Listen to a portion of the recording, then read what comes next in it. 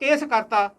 ਇਹ ਗੱਲਾਂ ਇਦੋਂ ਵੀ ਜ਼ਿਆਦਾ ਕੜਵੇ ਸ਼ਬਦਾਂ ਦੇ ਨਾਲ ਕਬੀਰ ਜੀ ਕਹਿੰਦੇ ਨੇ, ਜੋ ਤੂੰ ਬ੍ਰਾਹਮਣ ਬ੍ਰਾਹਮਣੀ ਜਾਇਆ, ਆਨ ਬਾਟ ਕਾਹੀ ਨਹੀਂ ਆਇਆ। ਗੱਲ ਇੱਥੇ ਹੀ ਉਹੀ ਆ। ਤੇ ਇਦਾਂ ਦੇ ਹੋਰ ਜਿਹੜੇ ਵਹਿਮ ਭਰਮ ਪਖੰਡ ਨੇ, ਹਸਤ ਖੇਲਤ ਤੇਰੇ ਦੇਰੇ ਆਇਆ, ਭਗਤ ਕਰਤ ਨਾਮਾ ਪਕੜ ਉਠਾਇਆ, ਹੀਨੜੀ ਜਾਤ ਮੇਰੀ ਜੰਦ ਬਣਾਇਆ, ਛੀਪੇ ਕੇ ਜਨਮ ਕਾਹੇ ਕੋ ਆਇਆ। ਸਭ ਤੋਂ ਪਹਿਲਾਂ ਤੁਸੀਂ ਗੁਰੂ ਗ੍ਰੰਥ ਸਾਹਿਬ ਤੇ ਪਰਚਾ ਦਰਜ ਕਰੋ। ਠੀਕ ਹੈ, ਤੁਸੀਂ ਕਹਿਣ ਦਿਓ ਗੁਰੂ ਗ੍ਰੰਥ ਸਾਹਿਬ ਤੇ ਪਰਚਾ ਦਰਜ ਕਰਾਓ, ਇਹ ਤੁਸੀਂ ਕਿਸ ਆਧਾਰ ਤੇ? ਇਹ ਸ਼ਬਦ ਨਹੀਂ ਵਰਤਨੇ ਆਪਾਂ। ਵਿਚਾਰਧਾਰਾ ਦੀ ਮੈਂ ਗੱਲ ਕੀਤੀ ਹੈ। ਵਿਚਾਰਧਾਰਾ ਗੁਰੂ ਗ੍ਰੰਥ ਸਾਹਿਬ ਕੁਝ ਵੀ ਹੋ ਜਾਏ, ਕਿਸੇ ਵੀ ਧਰਮ ਬਾਰੇ ਇਸ ਤਰ੍ਹਾਂ ਦੇ ਕਿਸੇ ਵੀ ਬਰਾਬਰਤਾ ਦੀ ਗੱਲ ਕਰਦੀ ਆ। ਕਿਸੇ ਵੀ ਧਰਮ ਦੇ ਦੇਖੋ, ਤੁਸੀਂ ਕਰਦੇ ਹੋ ਬਰਾਬਰਤਾ ਦੀ ਗੱਲ, ਇਸ ਤੋਂ ਵੀ ਜ਼ਿਆਦਾ ਤੁਸੀਂ ਜੇ ਉੱਥੇ ਗੱਲ ਆਂਦੀ ਹੈ ਕਿ ਪੱਥਰਾਂ ਦੇ ਨੇ ਉਹਨਾਂ ਕੜਵੇ ਸ਼ਬਦ ਨਹੀਂ ਕਹੇ। ਮੈਂ ਦੱਸਦਾ ਉਹਨੇ ਨਹੀਂ ਬੋਲੇ, ਕਿੰਨੇ ਬੋਲੇ ਆ, ਇਹ ਤੁਸੀਂ ਨਹੀਂ ਤੈਅ ਕਰੋਗੇ। ਇਹ ਬਾਬਾ ਸਾਹਿਬ ਭੀਮ ਰਾਵ ਅੰਬੇਦਕਰ ਦਾ ਸੰਵਿਧਾਨ ਤੈਅ ਕਰੇਗਾ ਕਿ ਉਹਦੇ ਸ਼ਬਦ ਕਿੰਨੇ ਕੋੜੇ ਆ ਤੇ ਕਿੰਨੇ ਨਹੀਂ ਆ। ਤੁਸੀਂ ਇੱਕ ਚੀਜ਼ ਕਹੀ ਸੀ ਕਿ ਡਾਇਰੈਕਟਲੀ ਅਸੀਂ ਕਟੋਰਾ ਲੈ ਕੇ ਬੋਲਿਆ, ਮੈਂ ਵੀ ਵੀਡੀਓ ਦੇਖੀ ਆ। ਉਹ ਮੈਂ ਤੁਹਾਨੂੰ ਇੱਕ ਨਹੀਂ, ਮੈਂ ਤੁਹਾਨੂੰ ਹਜ਼ਾਰਾਂ ਵੀਡੀਓ ਇਹੋ ਜਿਹੀਆਂ ਦਿਖਾ ਦਾਂਗਾ। ਔਰ ਕੁਝ ਤੁਸੀਂ ਮੈਨੂੰ ਲੱਖਾਂ ਦਿਖਾ ਦਿਓ। ਕੁਝ ਸਟੇਟਸ ਦੇ ਸੀਐਮ ਨੇ ਇਹੋ ਜਿਹੇ ਜਿਹੜੇ ਤੁਸੀਂ ਮੈਨੂੰ ਲੱਖਾਂ ਵੀਡੀਓ ਦਿਖਾ ਦਿਓ। ਜਸਟ ਮਿੰਟ ਵੀ ਡਾਇਰੈਕਟ ਵੀ ਜੇ ਡਾਇਰੈਕਟ ਪੀਂਦੇ, ਚਾਹੇ ਤੁਸੀਂ ਹਜ਼ਾਰਾਂ ਵੀਡੀਓ ਕਹਿੰਦੇ ਹੋ ਨਾ, ਤੁਸੀਂ ਜੇ ਮੈਨੂੰ ਲੱਖਾਂ ਦਿਖਾਓਗੇ, ਮੈਂ ਲੱਖਾਂ ਨੂੰ ਰਿਜੈਕਟ ਕਰਾਂਗਾ ਜੀ ਕਿ ਇਹ ਨਹੀਂ ਹੈ, ਇਹ ਅੰਧ ਵਿਸ਼ਵਾਸ ਹੈ।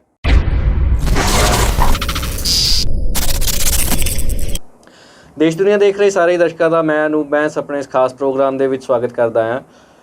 ਕੁਝ ਦਿਨਾਂ ਤੋਂ ਰਣਜੀਤ ਬਾਵਾ ਕਲਾਕਾਰ ਹੈ ਜਿਹਦਾ ਇੱਕ ਗਾਣਾ ਮੇਰਾ ਕੀ ਕਸੂਰ ਬਹੁਤ ਹੀ ਚੱਲਣ ਦੇ ਵਿੱਚ ਹੈ। ਉਸ ਗਾਣੇ ਨੂੰ ਲੈ ਕੇ ਹਿੰਦੂ ਸਮਾਜ ਨੇ ਕਾਫੀ ਆਪੱਤੀ ਪ੍ਰਗਟ ਕੀਤੀ ਹੈ। ਇਸ ਵਿਸ਼ੇ ਤੇ ਚਰਚਾ ਕਰਨ ਲਈ ਅੱਜ ਸਾਡੇ ਸਟੂਡੀਓ ਦੇ ਵਿੱਚ ਮੌਜੂਦ ਨੇ ਸ਼੍ਰੀ ਅਨਿਲ ਅਰੋੜਾ ਜੀ, ਜੋ ਕਿ ਪ੍ਰਚਾਰ ਪ੍ਰਸਾਰ ਪ੍ਰਮੁੱਖ ਨੇ ਵਿਸ਼ਵ ਹਿੰਦੂ ਪਰਿਸ਼ਦ ਤੋਂ, ਔਰ ਸਰਦਾਰ ਲਾਭ ਸਿੰਘ ਭਾਮੀਆ ਜੀ, ਜੋ ਕਿ ਇੰਚਾਰਜ ਦਿਹਾਤੀ ਨੇ ਬਸਪਾ ਪਾਰਟੀ ਤੋਂ, ਔਰ ਗੁਰਬਾਣੀ ਦੇ ਜਾਣਕਾਰ ਵੀ ਨੇ। ਅਗਲੀ ਗੱਲਬਾਤ ਆਪਾਂ ਇਹਨਾਂ ਦੇ ਨਾਲ ਕਰਾਂਗੇ ਔਰ ਕੁਝ ਸਵਾਲ ਰੱਖਾਂਗੇ ਕਿ ਇਹੋ ਜਿਹੀਆਂ ਕੀ ਵਜ੍ਹਾ ਰਹੀਆਂ ਜਿਹਦੇ ਕਰਕੇ ਹਿੰਦੂ ਸਮਾਜ ਔਰ ਸਿੱਖ ਸਮਾਜ ਨੇ ਵੀ ਇਸ ਗਾਣੇ ਦੇ ਉੱਤੇ ਆਪੱਤੀ ਜ਼ਾਹਿਰ ਕੀਤੀ ਹੈ। ਅਰੋੜਾ ਸਾਹਿਬ, ਪਹਿਲਾ ਸਵਾਲ ਮੈਂ ਤੁਹਾਡੇ ਕੋਲੋਂ ਲੈਣਾ ਚਾਹੂੰਗਾ। ਵਿਸ਼ਵ ਹਿੰਦੂ ਪਰਿਸ਼ਦ ਨੇ ਔਰ ਹਿੰਦੂ ਸਮਾਜ ਨੇ ਇਸ ਵਿਸ਼ੇ ਉੱਤੇ ਕਾਫੀ ਕੌੜੀ ਟਿੱਪਣੀ ਕੀਤੀ ਹੈ। ਕੀ ਇਹੋ ਜਿਹੀਆਂ ਖਾਸ ਵਜ੍ਹਾ ਹੈ ਜਿਹਦੇ ਕਰਕੇ ਇਹ ਸਾਰਾ ਵਿਸ਼ਾ ਇੰਨਾ ਜ਼ਿਆਦਾ ਚਰਚਿਤ ਹੋ ਗਿਆ? ਅਸਲ 'ਚ ਇਹਦੇ ਵਿੱਚ ਵਿਰੋਧ ਕਰਨ ਪਿੱਛੇ ਵਜ੍ਹਾ ਹੈਗੀ ਆ ਕਿ ਇਹ ਜਿਹੜਾ ਗੀਤ ਹੈ ਜੀ, ਇਹ ਕਿਸੇ ਸੋਚੀ ਸਮਝੀ ਸਾਜ਼ਿਸ਼ ਦੇ ਤਹਿਤ ਬੋਲਿਆ ਗਿਆ ਜੀ, ਜਿਹਦਾ ਖਾਸ ਮਕਸਦ ਹੀ ਇਹੋ ਹੀ ਸੀ ਕਿ ਅਸੀਂ ਪੰਜਾਬ ਦਾ ਮਾਹੌਲ ਖਰਾਬ ਕਰੀਏ, ਹਿੰਦੂ ਅਤੇ ਸਿੱਖਾਂ ਦੀਆਂ ਔਰ ਨਾਲ ਕ੍ਰਿਸਚਨਾਂ ਦੀਆਂ ਧਾਰਮਿਕ ਭਾਵਨਾਵਾਂ ਨੂੰ ਆਹਤ ਕਰਕੇ ਜੀ ਸਸਤੀ ਸ਼ੋਹਰਤ ਔਰ ਚੰਦ ਪੈਸੇ ਕਮਾਉਣ ਵਾਸਤੇ ਅਸੀਂ ਇਹ ਕੰਮ ਕਰੀਏ, ਜਿਹਦਾ ਕਿ ਵਿਸ਼ਵ ਹਿੰਦੂ ਪਰਿਸ਼ਦ ਔਰ ਪੂਰੇ ਹਿੰਦੂ ਸਮਾਜ ਨੇ ਇਹਦਾ ਕੜਾ ਸੰਗਿਆਨ ਲਿਆ। ਔਰ ਜਗ੍ਹਾ ਜਗ੍ਹਾ ਤੇ ਰਣਜੀਤ ਬਾਵਾ ਔਰ ਇਸ ਗੀਤ ਦੇ ਲਿਖਾਰੀ ਜਿਹੜੇ ਆ ਬੀਰ ਸਿੰਘ, ਉਹਨਾਂ ਉੱਪਰ FIR ਦਰਜ ਕਰਨ ਵਾਸਤੇ ਦਰਖਾਸਤਾਂ ਦਿੱਤੀਆਂ ਜਾ ਰਹੀਆਂ ਜੀ। ਲਾਭ ਸਿੰਘ ਜੀ, ਤੁਸੀਂ ਕੀ ਰਾਏ ਰੱਖਦੇ ਹੋ ਇਸ ਗਾਣੇ ਦੇ ਉੱਪਰ? ਦੇਖੋ ਜੀ, ਇਹ ਜਿਹੜਾ ਮੁੱਦਾ, ਜਿਹੜਾ ਗੀਤ ਆ ਜੀ, ਇਹ ਦੋ ਵਿਚਾਰਧਾਰਾਵਾਂ ਦਾ ਟਕਰਾਅ, ਇੱਕ ਸਦੀਆਂ ਤੋਂ ਜਿਹੜੀ ਵਿਚਾਰਧਾਰਾ ਚੱਲੀ ਆਉਂਦੀ ਆ। ਹੁਣ ਜੇ ਆਪਾਂ ਮੇਨ ਜਿਹੜੀ ਲਾਈਨ ਦੇ ਦੁਆਰੇ ਘੁੰਮਦਾ ਵਾ, ਜੇ ਮੈਂ ਮਾੜੇ ਘਰ ਜੰਮਿਆ ਤਾਂ ਮੇਰਾ ਕੀ ਕਸੂਰ ਆ, ਇਹਦੇ ਵਿੱਚ ਇਹ ਜਿਹੜਾ ਸਾਡੇ ਦੇਸ਼ ਦੇ ਵਿੱਚ ਜਾਤੀ ਸਿਸਟਮ ਚੱਲ ਰਿਹਾ ਹਜ਼ਾਰਾਂ ਸਾਲਾਂ ਤੋਂ, ਉਹਦੇ ਤੇ ਚੋਟ ਕੀਤੀ ਗਈ ਆ। ਤੇ ਕਿਆ ਜੋ ਵੰਡੀਆਂ ਪਾਉਂਦਾ ਆ, ਜਿਹੜੀ ਵਿਚਾਰਧਾਰਾ ਸਮਾਜ ਨੂੰ ਵੰਡਦੀ ਆ, ਜੇ ਉਹਦੇ ਤੇ ਕੋਈ ਚੋਟ ਲਾਉਂਦੀ ਆ, ਕੀ ਇਹ ਮਾੜੀ ਗੱਲ ਆ? ਹੋਣੀ ਚਾਹੀਦੀ ਆ, ਮਿਟਣਾ ਚਾਹੀਦਾ ਇਹ ਜੋ ਚੱਲ ਰਿਹਾ। ਜਾਤੀਵਾਦ ਖਤਮ ਹੋਣਾ, ਜਾਤੀਵਾਦ ਖਤਮ ਕਿਉਂ ਨਹੀਂ ਹੋਣਾ ਚਾਹੀਦਾ? ਮੇਰਾ ਖਿਆਲ ਹੈ ਵੀ ਅਜੇ ਤਾਂ ਉਹਨੇ ਉਹ ਕੁਝ ਬੋਲਿਆ ਨਹੀਂ ਬਾਵੇ ਨੇ, ਕਿਉਂਕਿ ਉਹਨੇ ਜਾਤੀ ਦੀ ਕਿਸੇ ਦੀ ਗੱਲ ਨਹੀਂ ਕੀਤੀ ਜੀ। ਉਹਦੇ ਗੀਤ ਦੇ ਵਿੱਚ ਵੀ ਲੋਕਾਂ ਕਿਹਾ, ਉਹਨੇ ਹਿੰਦੂਆਂ ਦਾ ਨਾਂ ਤਾਂ ਲਿਆ ਹੀ ਨਹੀਂ ਹੈਗਾ ਬਈ। ਉਹ ਲੋਕਾਂ ਨੂੰ ਕਿਹਾ, ਲੋਕ ਜਿਹੜਾ ਜਾਤੀਵਾਦ ਦਾ ਸਮਰਥਨ ਕਰਦਾ, ਜਾਤੀਵਾਦ ਨੂੰ ਮੰਨਦਾ, ਉਹ ਕਿਸੇ ਵੀ ਧਰਮ ਦਾ ਹੋ ਸਕਦਾ। ਸਿੱਖਾਂ 'ਚ ਵੀ ਹੈਗੇ ਨੇ, ਇਕੱਲੇ ਹਿੰਦੂਆਂ 'ਚ ਥੋੜ੍ਹੀ ਆ, ਹੋਰ ਵਰਗਾਂ 'ਚ ਵੀ ਹੋ ਸਕਦੇ ਆ। ਤੇ ਇਸ ਕਰਕੇ ਅਜੇ ਵੀ ਜੇ ਦੇਖਿਆ ਜਾਵੇ, ਬਾਵੇ ਨੇ ਇੰਨਾ ਨਹੀਂ, ਮੈਂ ਸਮਝਦਾ ਵੀ ਉਹਨੇ ਬਹੁਤ ਜ਼ਿਆਦਾ ਕਿਸੇ ਤੇ ਅਟੈਕ ਕੀਤਾ ਸਿੱਧਾ। ਉਹਨੇ ਲੋਕਾਂ ਨੂੰ, ਸਮੁੱਚੇ ਲੋਕ ਉਹ ਜਿਹੜੇ ਕਿ ਇੱਦਾਂ ਦੀ ਵਿਚਾਰਧਾਰਾ ਨੂੰ ਮੰਨਦੇ ਨੇ, ਉਹਨਾਂ ਦੇ ਹੈ ਅਗੇਂਸਟ ਇਹ ਗੀਤ ਜੀ। ਇਹਦਾ ਜ਼ਿਆਦਾ ਉਹ ਨਹੀਂ ਹੋਣਾ ਚਾਹੀਦਾ, ਸਾਨੂੰ ਰੌਲਾ ਨਹੀਂ ਪਾਉਣਾ ਚਾਹੀਦਾ ਹੈ। ਅਰੋੜਾ ਸਾਹਿਬ, ਕੋਈ ਇਹੋ ਜਿਹੀ ਖਾਸ ਸ਼ਬਦ ਜਿਹੜਾ ਤੋਂ ਹਿੰਦੂ ਸਮਾਜ ਨੇ ਆਪੱਤੀ ਜਤਾਈ ਹੈ? ਪਹਿਲੇ ਤਾਂ ਮੈਂ ਸਰਦਾਰ ਸਾਹਿਬ ਦੀ ਗੱਲ ਦਾ ਜਵਾਬ ਦੇਵਾਂਗਾ ਜੀ, ਤੇ ਨਾਲੇ ਧੰਨਵਾਦ ਵੀ ਕਰਾਂਗਾ ਕਿ ਜਿੱਥੇ ਇਹ ਕਹਿ ਰਿਹਾ ਕਿ ਉਹਨੇ ਇੰਨਾ ਸ਼ਬਦ ਨਹੀਂ ਵਰਤਿਆ ਜੀ, ਮਤਲਬ ਇੰਨਾ ਨਹੀਂ ਵਰਤਿਆ, ਘੱਟ ਵਰਤਿਆ ਹੈ, ਉਹ ਇਸ ਚੀਜ਼ ਨੂੰ ਮੰਨ ਰਿਹਾ। ਪਹਿਲੀ ਗੱਲ ਤੇ ਹੈ ਦੂਸਰੀ ਗੱਲ ਮੈਂ ਸਰਦਾਰ ਸਾਹਿਬ ਕੋਲੋਂ ਪੁੱਛਣਾ ਚਾਹੁੰਦਾ ਵਾਂ ਕਿ ਜੇ ਤੁਸੀਂ ਪੂਰਾ ਗੀਤ ਸੁਣਿਆ ਜਾਂ ਉਹਦੇ ਬੋਲ ਹੈ ਜਿਹੜੇ ਉਹ ਪੜ੍ਹੇ ਆ, ਉਹਦੇ ਵਿੱਚ ਉਸ ਗੀਤ ਦੇ ਵਿੱਚ ਜਾਤ ਪਾਤ ਦਾ ਕਿਤੇ ਵੀ ਜ਼ਿਕਰ ਨਹੀਂ ਹੈ। ਜੇ ਉੱਥੇ ਇਹ ਸ਼ਬਦ ਕਿਹਾ ਗਿਆ ਹੈ ਕਿ ਜੇ ਮੈਂ ਮਾੜੇ ਘਰ ਜੰਮਿਆ ਤੇ ਮੇਰਾ ਕੀ ਕਸੂਰ ਹੈ, ਤੇ ਮਾੜੇ ਘਰ ਜੰਮਣ ਦਾ ਮਤਲਬ ਜਾਤ ਨਹੀਂ ਹੁੰਦਾ। ਹਰ ਇੱਕ ਜਾਤ ਦੇ ਵਿੱਚ ਮਾੜੇ ਲੋਕ ਹੈਗੇ ਆ। ਮਾੜੇ ਮਤਲਬ ਜਿਹੜੇ ਘਰੋਂ ਮਾੜੇ ਆ, ਜਿਹੜੇ ਫਾਈਨੈਂਸ਼ਲੀ ਮਾੜੇ ਆ, ਉਹਦੇ ਵਿੱਚ ਜਾਤ ਦਾ ਤੇ ਕਿਤੇ ਜ਼ਿਕਰ ਹੀ ਨਹੀਂ ਹੈ। ਫਿਰ ਤੁਸੀਂ ਕਿਸ ਆਧਾਰ ਤੇ ਕਹਿ ਰਹੇ ਹੋ ਕਿ ਜਾਤ ਦਾ ਚੱਕਰ ਇਹਦੇ 'ਚ ਤੁਸੀਂ ਜਾਤ ਦੀ ਚਾਸ਼ਨੀ ਕਿਉਂ ਲਪੇਟ ਰਹੇ ਹੋ? ਸਾਡਾ ਸਿੱਧਾ ਸਿੱਧਾ ਵਿਰੋਧ ਇਸ ਚੀਜ਼ ਤੇ ਹੈ ਕਿ ਤੁਸੀਂ ਕਹਿ ਰਹੇ ਹੋ ਕਿ ਪੱਥਰਾਂ ਨੂੰ ਦੁੱਧ ਜੀ, ਮਾੜਿਆਂ ਨੂੰ ਮੁਕੀਆਂ ਤੇ ਪੱਥਰਾਂ ਨੂੰ ਦੁੱਧ। ਮੇਰਾ ਐਸੇ ਲਾਈਨ ਤੋਂ ਪਹਿਲਾ ਵਿਰੋਧ ਸ਼ੁਰੂ ਹੁੰਦਾ ਹੈ, ਜਿਹਦੇ ਵਿੱਚ ਸਪਸ਼ਟ ਕਿਹਾ ਗਿਆ ਕਿ ਮਾੜਿਆਂ ਨੂੰ ਮੁਕੀਆਂ। ਦੱਸੋ ਕਿਹੜੇ ਮਾੜੇ ਨੂੰ ਮੁੱਕੀ ਵੱਜੀ ਹੈ? ਅੱਜ ਦੀ ਡੇਟ ਦੇ ਵਿੱਚ ਜਿੱਥੇ ਦੇਸ਼ ਕੀ ਪੂਰਾ ਵਿਸ਼ਵ ਕਰੋਨਾ ਮਹਾਮਾਰੀ ਦੇ ਭਿਆਨਕ ਸੰਕਟ ਤੋਂ ਜੂਝ ਰਿਹਾ, ਉੱਥੇ ਅੱਜ ਉਹੀ ਧਾਰਮਿਕ ਔਰ ਸਮਾਜਿਕ ਸੰਸਥਾਵਾਂ ਦਿਨ ਰਾਤ ਇੱਕ ਕਰਕੇ ਸਵੇਰ ਦਾ, ਦੁਪਹਿਰ ਦਾ ਔਰ ਰਾਤ ਦਾ ਲੰਗਰ ਜਿਹੜਾ ਉਹ ਉਹਨਾਂ ਮਾੜਿਆਂ ਦੇ ਕੋਲ ਜਾ ਕੇ ਵਿਤਰਿਤ ਕਰ ਰਹੀਆਂ ਕਿ ਜਿਹੜੇ ਇਸ ਵੇਲੇ ਸਮਰਥ ਨਹੀਂ ਹੈ, ਜਿਹੜੇ ਦਿਹਾੜੀਦਾਰ ਮਜ਼ਦੂਰ ਹੈ, ਜਿਹੜੇ ਮਿਹਨਤਕਸ਼ ਹੈ, ਜਿਹੜੇ ਰੋਜ਼ ਮਿਹਨਤ ਕਰਕੇ ਰੋਟੀ ਖਾਣ ਵਾਲੇ ਸੀਗੇ, ਉਹਨਾਂ ਦੇ ਕੋਲ ਰੋਜ਼ ਹੀ ਰਾਸ਼ਨ ਪਹੁੰਚਾ ਰਹੀਆਂ, ਜਿਹਦੇ ਵਿੱਚ ਸਰਕਾਰ ਵੀ ਬਰਾਬਰ ਰੋਲ ਅਦਾ ਕਰ ਰਹੀ ਹੈ। ਉਹ ਵੀ ਘਰਾਂ ਦੇ ਘਰ ਰਾਸ਼ਨ ਪਹੁੰਚਾ ਰਹੀ ਹੈ। ਟ੍ਰੇਨਾਂ ਲਵਾ ਕੇ, ਬੱਸਾਂ ਲਵਾ ਕੇ ਸਾਰੇ ਮਜ਼ਦੂਰਾਂ ਨੂੰ ਉਹਨਾਂ ਦੇ ਘਰਾਂ 'ਚ ਛੱਡਿਆ ਜਾ ਰਿਹਾ ਜੀ। ਫਿਰ ਮਾੜੇ ਨੂੰ ਮੁੱਕੀਆਂ ਕਿਸ ਆਧਾਰ ਤੇ ਕਿਹਾ ਜਾ ਰਿਹਾ? ਦੂਸਰੀ ਗੱਲ, ਪੱਥਰਾਂ ਨੂੰ ਦੁੱਧ। ਹੁਣ ਜੇ ਮਾੜਿਆਂ ਨੂੰ ਮੁੱਕੀਆਂ ਤੇ ਪੱਥਰਾਂ ਨੂੰ ਦੁੱਧ, ਹੁਣ ਜਿਹੜੇ ਪੱਥਰਾਂ ਨੂੰ ਦੁੱਧ ਪਾ ਰਹੇ ਆ, ਪੱਥਰ ਦਾ ਮਤਲਬ ਸਪਸ਼ਟ ਆ ਜਾਂਦਾ ਕਿ ਸ਼ਿਵਲਿੰਗ ਤੇ ਅਟੈਕ ਕੀਤਾ ਗਿਆ, ਔਰ ਉਹ ਸ਼ਿਵਲਿੰਗ ਤੇ ਕਰੋੜਾਂ ਸਨਾਤਨੀਆਂ ਦੀਆਂ, ਕਰੋੜਾਂ ਹਿੰਦੂਆਂ ਦੀਆਂ ਆਸਥਾ ਉਹਦੇ ਤੇ ਹੈਗੀ ਆ। ਇੱਕ ਸਵਾਲ ਜਿਹੜਾ ਤੁਸੀਂ ਕਿਹਾ ਕਿ ਡਾਇਰੈਕਟ ਅਟੈਕ ਸ਼ਿਵਲਿੰਗ ਤੇ ਹੈ ਜੀ, ਇਸ ਗਾਣੇ ਨੂੰ ਮੈਂ ਵੀ ਪੂਰੀ ਤਰ੍ਹਾਂ ਸੁਣਿਆ ਆ। ਕਿਤੇ ਵੀ ਇਸ ਗਾਣੇ ਦੇ ਵਿੱਚ ਸ਼ਿਵਲਿੰਗ ਦਾ ਸਿੱਧੇ ਤੌਰ ਤੇ ਜ਼ਿਕਰ ਨਹੀਂ ਕੀਤਾ ਗਿਆ, ਪਰ ਉੱਥੇ ਜੇ ਆਪਾਂ ਦੇਖੀਏ ਕਈ ਫਿਲਮਾਂ ਬਾਲੀਵੁੱਡ ਦੇ ਵਿੱਚ ਇਹੋ ਜਿਹੀਆਂ ਰਿਲੀਜ਼ ਹੋਈਆਂ ਨੇ ਜਿਹਦੇ ਵਿੱਚ ਕਈ ਸੁਪਰਸਟਾਰ ਇਹੋ ਜਿਹੇ ਨੇ। ਅਕਸ਼ੇ ਕੁਮਾਰ ਦੀ ਆਪਾਂ ਗੱਲ ਕਰ ਲਈ, ਉਹਦੀ ਇੱਕ ਫਿਲਮ ਆਈ ਸੀ ਓ ਮਾਈ ਗੋਡ, ਜਿਹਦੇ ਵਿੱਚ ਸਿੱਧੇ ਤੌਰ ਤੇ ਕਿਹਾ ਗਿਆ ਸੀਗਾ ਕਿ ਇੱਕ ਮੰਦਿਰ ਦੇ ਵਿੱਚ ਇੱਕ ਕਾਲਾ ਪੱਥਰ ਰੱਖਿਆ ਜਾਂਦਾ, ਉਹ ਸ਼ਿਵਲਿੰਗ ਨੂੰ ਕਾਲੇ ਪੱਥਰ ਦੇ ਤੌਰ ਤੇ। ਉਸ ਚੀਜ਼ ਤੇ ਕਦੀ ਕੋਈ ਆਬਜੈਕਸ਼ਨ ਨਹੀਂ ਹੋਇਆ ਜੀ। ਤੇ ਕਿਤੇ ਨਾ ਕਿਤੇ ਇਹ ਸਵਾਲ ਉੱਠਦਾ ਹੈ ਕਿ ਜੇ ਕੋਈ ਸੌਖੀ ਸਾਮੀ ਹੈਗੀ ਹੈ ਤੇ ਉਹਨੂੰ ਆਪਾਂ ਨਾ ਘੇਰੀਏ, ਅਗਰ ਕੋਈ ਛੋਟਾ ਕਲਾਕਾਰ ਇਸ ਤਰ੍ਹਾਂ ਦੀ ਕੋਈ ਹਰਕਤ ਕਰਦਾ ਹੈ ਤਾਂ ਉਹਨੂੰ ਆਪਾਂ ਚਾਰੇ ਪਾਸੇ ਘੇਰ ਲਈਏ। ਠੀਕ ਹੈ, ਵੈਸੇ ਸਾਹਿਬ ਬਹੁਤ ਵਧੀਆ ਸਵਾਲ ਕੀਤਾ ਤੁਸੀਂ। ਪਹਿਲੀ ਗੱਲ ਤਾਂ ਹੈ ਕਿ ਤੁਸੀਂ ਕਹਿੰਦੇ ਹੋ ਕਿ ਪੱਥਰਾਂ ਦੀ ਗੱਲ ਕਰੀਏ ਕਿ ਸਿੱਧੇ ਤੌਰ ਤੇ ਸ਼ਿਵਲਿੰਗ ਨਹੀਂ ਗਿਆ। ਮੈਨੂੰ ਇੱਕ ਚੀਜ਼ ਦਾ ਜਵਾਬ ਦਿਓ ਕਿ ਕਿਸ ਧਰਮ ਦੇ ਵਿੱਚ ਪੱਥਰ ਦੇ ਉੱਪਰ ਦੁੱਧ ਪਾਇਆ ਜਾਂਦਾ ਹੈ? ਇਹ ਹਿੰਦੂਇਜ਼ਮ ਤੋਂ ਇਲਾਵਾ ਜੇ ਆਪਾਂ ਸਿੱਖਾਂ 'ਚ ਵੀ ਗੱਲ ਕਰੀਏ, ਜਦੋਂ ਆਪਾਂ ਮਹਾਰਾਜ ਸਾਹਿਬ ਦੀ ਪ੍ਰਤਿਮਾ ਨੂੰ ਚੱਕਦੇ ਹਾਂ, ਉਸ ਸਥਾਨ ਨੂੰ ਦੁੱਧ ਦੇ ਨਾਲ ਧੋਤਾ ਜਾਂਦਾ ਹੈ, ਔਰ ਸ਼ਿਵਲਿੰਗ ਤੇ ਬੜੀ ਥੋੜੀ ਕੁਆਂਟਿਟੀ ਦੇ ਵਿੱਚ ਦੁੱਧ ਪਾਇਆ ਜਾਂਦਾ ਹੈ। ਪ੍ਰਤਿਮਾ ਦੀ ਜਗ੍ਹਾ ਤੇ ਕਾਫੀ ਵੱਡੀ ਕੁਆਂਟਿਟੀ 'ਚ ਦੁੱਧ। ਅੱਛਾ, ਮਤਲਬ ਅਸੀਂ ਇਸ ਪਸ਼ੂ ਪੇਸ਼ 'ਚ ਹਾਂ ਕਿ ਇਹ ਜਿਹੜਾ ਟਾਰਗੇਟ ਹੈ ਇਹ ਹਿੰਦੂਆਂ ਦੀ ਆਸਥਾ ਨੂੰ ਕੀਤਾ ਗਿਆ, ਇਹ ਗੁਰੂ ਘਰਾਂ ਦੇ ਫਰਸ਼ ਧੋਣ ਤੇ ਕੀਤਾ ਗਿਆ। ਆਪਾਂ ਇਹ ਮੰਨ ਕੇ ਚੱਲ ਪਈਏ ਤੁਹਾਡੇ ਕਹਿਣ ਦੇ ਹਿਸਾਬ ਨਾਲ? ਨਹੀਂ, ਇਹ ਦੇਖੋ ਦੋਨਾਂ ਚੋਂ ਇੱਕ ਤੇ ਹੈ ਨਾ, ਮੰਨਦੇ ਹੋ ਨਾ? ਬਿਲਕੁਲ, ਦੋਨਾਂ ਚੋਂ ਇੱਕ ਹੈ ਨਾ। ਚਲੋ ਹੁਣ ਅੱਜ ਲੇਕਿਨ ਜੇ ਆਪਾਂ ਡਾਇਰੈਕਟ ਟਾਰਗੇਟ ਦੀ ਗੱਲ ਕਰੀਏ, ਕਿਸੇ ਵੀ ਕਮਿਊਨਿਟੀ ਨੂੰ ਡਾਇਰੈਕਟਲੀ ਟਾਰਗੇਟ ਨਹੀਂ ਕੀਤਾ ਗਿਆ। ਦੇਖੋ, ਕਿਸੇ ਵੀ ਕਮਿਊਨਿਟੀ ਨਹੀਂ, ਦੋਵਾਂ ਕਮਿਊਨਿਟੀਆਂ ਨੂੰ ਕਹੋ ਜੀ ਕਿ ਨਾ ਉਹ ਹਿੰਦੂਆਂ ਨੂੰ ਡਾਇਰੈਕਟ ਕਿਹਾ ਗਿਆ, ਨਾ ਉਹ ਸਿੱਖਾਂ ਨੂੰ ਡਾਇਰੈਕਟ ਕਿਹਾ ਗਿਆ। ਮਤਲਬ ਕਿਹਾ ਤੇ ਦੋਵਾਂ ਚੋਂ ਇੱਕ ਨੂੰ ਗਿਆ ਜਾਂ ਦੋਨਾਂ ਨੂੰ ਗਿਆ। ਆਪਾਂ ਇਹ ਚੀਜ਼ ਮੰਨ ਰਹੇ ਹਾਂ ਨਾ? ਮੰਨ ਰਹੇ ਹਾਂ। ਮੇਰੀ ਆਸਥਾ ਕੱਲੀ ਸ਼ਿਵਲਿੰਗ ਤੇ ਨਹੀਂ ਹੈ, ਮੇਰੀ ਆਸਥਾ ਕੱਲੀ ਭੋਲੇ ਸ਼ੰਕਰ ਤੇ ਨਹੀਂ ਹੈ, ਮੇਰੀ ਆਸਥਾ ਜਿੰਨੀ ਭੋਲੇ ਸ਼ੰਕਰ ਤੇ ਹੈ ਉਹਨੂੰ ਹੀ ਗੁਰੂ ਘਰ ਤੇ ਵੀ ਹੈ। ਨਹੀਂ, ਪਰ ਜੇ ਗੁਰੂ ਘਰ ਸੁਣੋ, ਜੇ ਗੁਰੂ ਘਰ ਦੇ ਵਿੱਚ ਫਰਸ਼ਾਂ ਤੇ ਦੁੱਧ ਪਾਇਆ ਜਾ ਰਿਹਾ, ਫਰਸ਼ ਸ਼ੁੱਧ ਕੀਤੇ ਜਾ ਰਿਹਾ ਦੁੱਧ ਪਾ ਕੇ, ਇਹ ਮਾਨਤਾ, ਇਹ ਆਸਥਾ। ਅਰੋੜਾ ਸਾਹਿਬ, ਮੇਰਾ ਜੋ ਸਵਾਲ ਹੈ, ਮੇਰੀ ਗੱਲ ਪੂਰੀ ਸੁਣ ਲਓ। ਜੇ ਉੱਥੇ ਦੁੱਧ ਪਾਇਆ ਜਾ ਰਿਹਾ ਜੀ, ਉਸ ਦੁੱਧ ਪਾਣ ਨਾਲ ਕਿਆ ਕਿਸੇ ਗਰੀਬ ਨੂੰ, ਕਿਸੇ ਮਾੜੇ ਨੂੰ ਮੁਕੀਆਂ ਵੱਜ ਰਹੀਆਂ? ਨਹੀਂ, ਮੇਰਾ ਸਵਾਲ ਐਸੇ ਵਿਸ਼ੇ ਤੇ ਹੈ, ਗਰੀਬ ਔਰ ਮਾੜੇ ਬੰਦੇ ਦਾ ਉਹਦੇ ਨਾਲ ਕੀ ਲੈਣਾ, ਆਸਥਾ ਦੇ ਨਾਲ ਕੀ ਲੈਣਾ ਦੇਣਾ? ਅਰੋੜਾ ਸਾਹਿਬ, ਤੁਸੀਂ ਕਰੋਨਾ ਵਾਇਰਸ ਦੀ ਗੱਲ ਕੀਤੀ ਹੈ, ਜੋ ਦੌਰ ਚੱਲ ਰਿਹਾ, ਮਹਾਮਾਰੀ ਦਾ ਦੌਰ ਚੱਲ ਰਿਹਾ, ਪੂਰਾ ਇਸ ਵੇਲੇ ਵਿਸ਼ਵ ਹੈ ਜਿਹੜਾ ਲਾਕਡਾਊਨ ਦੀ ਸਥਿਤੀ ਦੇ ਵਿੱਚ ਹੈ, ਔਰ ਸਾਰੇ ਲੋਕਾਂ ਦੇ ਕੰਮਾਂਕਾਰਾਂ ਨੂੰ ਬੜੀ ਹੀ ਜ਼ਿਆਦਾ ਸੱਟ ਪਹੁੰਚੀ ਹੈ। ਲੋਕਾਂ ਦੀ ਆਰਥਿਕ ਸਥਿਤੀ ਇਸ ਵੇਲੇ ਗੰਭੀਰ ਹੋ ਚੁੱਕੀ ਹੈ। ਮੰਦਿਰ ਬੰਦ ਪਏ ਨੇ, ਗੁਰਦੁਆਰਾ ਸਾਹਿਬ ਬੰਦ ਪਏ ਨੇ, ਹਰ ਜਿਹੜਾ ਧਾਰਮਿਕ ਅਦਾਰੇ ਸਾਰੇ ਬੰਦ ਪਏ ਨੇ। ਔਰ ਤੁਹਾਨੂੰ ਨਹੀਂ ਲੱਗਦਾ ਕਿ ਇਸ ਜਿਹੜਾ ਅੱਜ ਦੇ ਹਾਲਾਤ ਹੈ, ਉਹਨਾਂ ਹਾਲਾਤਾਂ ਨੂੰ ਮੱਦੇਨਜ਼ਰ ਇਹ ਗਾਣਾ ਬਣਾਇਆ ਗਿਆ ਕਿ ਅਸੀਂ ਉਸ ਪੁਰਾਣੇ ਰੀਤੀ ਰਿਵਾਜਾਂ ਨੂੰ ਛੱਡ ਕੇ ਜੇ ਆਪਾਂ ਦੁੱਧ ਰੋੜਦੇ ਸੀਗੇ ਤੇ ਉਹੀ ਦੁੱਧ ਆਪਾਂ ਕਿਸੇ ਗਰੀਬ ਨੂੰ ਦੇ ਦਈਏ? ਸੁਣੋ, ਪਹਿਲੀ ਗੱਲ ਤੇ ਹੈ ਕਿ ਜਦੋਂ ਦਾ ਲੋਕਡਾਊਨ ਲੱਗਿਆ ਜੀ, ਮੰਦਿਰ, ਗੁਰੂ ਘਰ ਸਮੇਤ ਸਾਰੇ ਹੀ ਧਾਰਮਿਕ ਅਦਾਰੇ ਬੰਦ ਹੈ ਜੀ, ਠੀਕ ਹੈ। ਤੇ ਦੂਸਰੀ ਗੱਲ, ਜਿਹੜਾ ਬੰਦਾ ਸ਼ਿਵਲਿੰਗ ਤੇ ਜਾ ਕੇ ਦੁੱਧ ਚੜਾਉਂਦਾ ਨਾ, ਉਹ ਸਮਰਥ ਹੈ। ਉਹ ਕੱਲਾ ਸ਼ਿਵਲਿੰਗ ਤੇ ਦੁੱਧ ਨਹੀਂ ਚੜਾਉਂਦਾ, ਉਹ ਜਦੋਂ ਮੰਦਿਰ ਤੇ ਆਪਣੀ ਆਸਥਾ ਪ੍ਰਗਟ ਕਰਕੇ ਬਾਹਰ ਆਉਂਦਾ, ਬਾਹਰ ਆ ਕੇ ਜਿਹੜੇ ਉੱਥੇ ਭਿਖਾਰੀ ਤਬਕਾ ਜਿਹਨੂੰ ਕਹਿੰਦੇ ਆ ਜੀ, ਉੱਥੇ ਬੈਠਾ ਹੁੰਦਾ, ਉਹ ਸਾਰਿਆਂ ਨੂੰ ਆਪਣੀ ਸ਼ਰਧਾ ਦੇ ਅਨੁਸਾਰ ਕੁਛ ਨਾ ਕੁਛ ਦੇ ਕੇ ਜਾਂਦਾ। ਜੇ 50 ਗ੍ਰਾਮ ਦੁੱਧ ਜਾਂ 100 ਗ੍ਰਾਮ ਦੁੱਧ ਜਾਂ 50 ਕਿਲੋ ਦੁੱਧ ਵੀ ਚਾੜਦਾ, ਉਹ ਆਪਣੀ ਕਮਾਈ ਚੋਂ ਚਾੜਦਾ, ਨਾ ਕਿ ਕਿਸੇ ਕੋਲੋਂ ਲੈ ਕੇ ਚਾੜਦਾ। ਦੂਸਰੀ ਗੱਲ ਜਿਹੜੇ ਗਰੀਬਾਂ ਦੀ ਤੁਸੀਂ ਗੱਲ ਕਰ ਰਹੇ ਹੋ, ਉਹਨਾਂ ਨੂੰ ਮਨਰੇਗਾ ਦੇ ਤਹਿਤ ਸਰਕਾਰਾਂ ਪੈਸੇ ਦੇ ਰਹੀਆਂ ਜੀ, ਉਹਨਾਂ ਦੇ ਨੀਲੇ ਕਾਰਡ ਬਣੇ ਹੋਏ ਆ, ਉਹਨਾਂ ਦੇ ਰਾਸ਼ਨ ਕਾਰਡ ਬਣੇ ਹੋਏ ਆ, ਹਰ ਤਰ੍ਹਾਂ ਦੀ ਸਰਕਾਰੀਆਂ ਸਹੂਲਤਾਂ ਉਹਨਾਂ ਨੂੰ ਮਿਲਦੀਆਂ। ਉਹਦੇ ਬਾਵਜੂਦ ਵੀ ਸੁਣੋ, ਹੁਣ ਇਹ ਸਰਕਾਰ ਜਿਹੜੀਆਂ ਉਹਨਾਂ ਨੂੰ ਸਹੂਲਤਾਂ ਦਿੰਦੀ ਆ, ਉਹ ਕਿੱਥੋਂ ਦਿੰਦੀਆਂ? ਇਹ ਉਹੀ ਲੋਕ ਹੈ ਜਿਹੜੇ ਸ਼ਿਵਲਿੰਗ ਤੇ ਦੁੱਧ ਚੜਾਉਂਦੇ ਆ। ਇਹ ਉਹੀ ਲੋਕ ਹੈ ਜਿਹੜੇ ਗੁਰੂ ਘਰ ਦਾ ਫਰਸ਼ ਜਿਹੜਾ ਉਹ ਦੁੱਧ ਨਾਲ ਜਾਂ ਕੱਚੀ ਲੱਸੀ ਨਾਲ ਧੋਂਦੇ ਆ। ਇਹ ਉਹੀ ਲੋਕ ਹੈ ਜਿਹੜੇ ਟੈਕਸ ਦਿੰਦੇ ਆ। ਉਸੇ ਟੈਕਸ ਦੇ ਨਾਲ ਹੀ ਉਹ ਗਰੀਬਾਂ ਨੂੰ ਸਰਕਾਰ ਜਿਹੜੀ ਉਹ ਸਹੂਲਤਾਂ ਦੇ ਰਹੀਆਂ। ਫਿਰ ਕਿਸ ਤਰ੍ਹਾਂ ਇਹ ਸਾਬਤ ਹੁੰਦਾ ਕਿ ਦੁੱਧ ਚੜਾਉਣ ਵਾਲਾ ਜਿਹੜਾ ਸ਼ਿਵਲਿੰਗ ਤੇ ਜਾਂ ਗੁਰੂ ਘਰ ਦੇ ਮਾਰਬਲ ਦੇ ਉੱਪਰ ਕੱਚੀ ਲੱਸੀ ਜਾਂ ਦੁੱਧ ਪਾਉਣ ਵਾਲਾ ਜਿਹੜਾ ਹੈਗਾ, ਉਹ ਗਰੀਬਾਂ ਦਾ ਸ਼ੋਸ਼ਣ ਕਰਦਾ? ਇਹ ਕਿੱਥੋਂ ਸਾਬਤ ਹੁੰਦਾ? ਲਾਭ ਸਿੰਘ ਜੀ, ਤੁਸੀਂ ਅਰੋੜਾ ਸਾਹਿਬ ਦੀ ਰਾਏ ਨਾਲ ਇਤਫਾਕ ਰੱਖਦੇ ਹੋ? ਨਹੀਂ ਜੀ, ਗੱਲ ਹੈਗੀ ਇਹ, ਤੁਸੀਂ ਗਾਣੇ ਦੀ ਮੇਨ ਜਿਹੜੀ ਵਿਚਾਰਧਾਰਾ ਉਹ ਕਿਸ ਉੱਭਰ ਕੇ ਆਉਂਦੀ ਆ?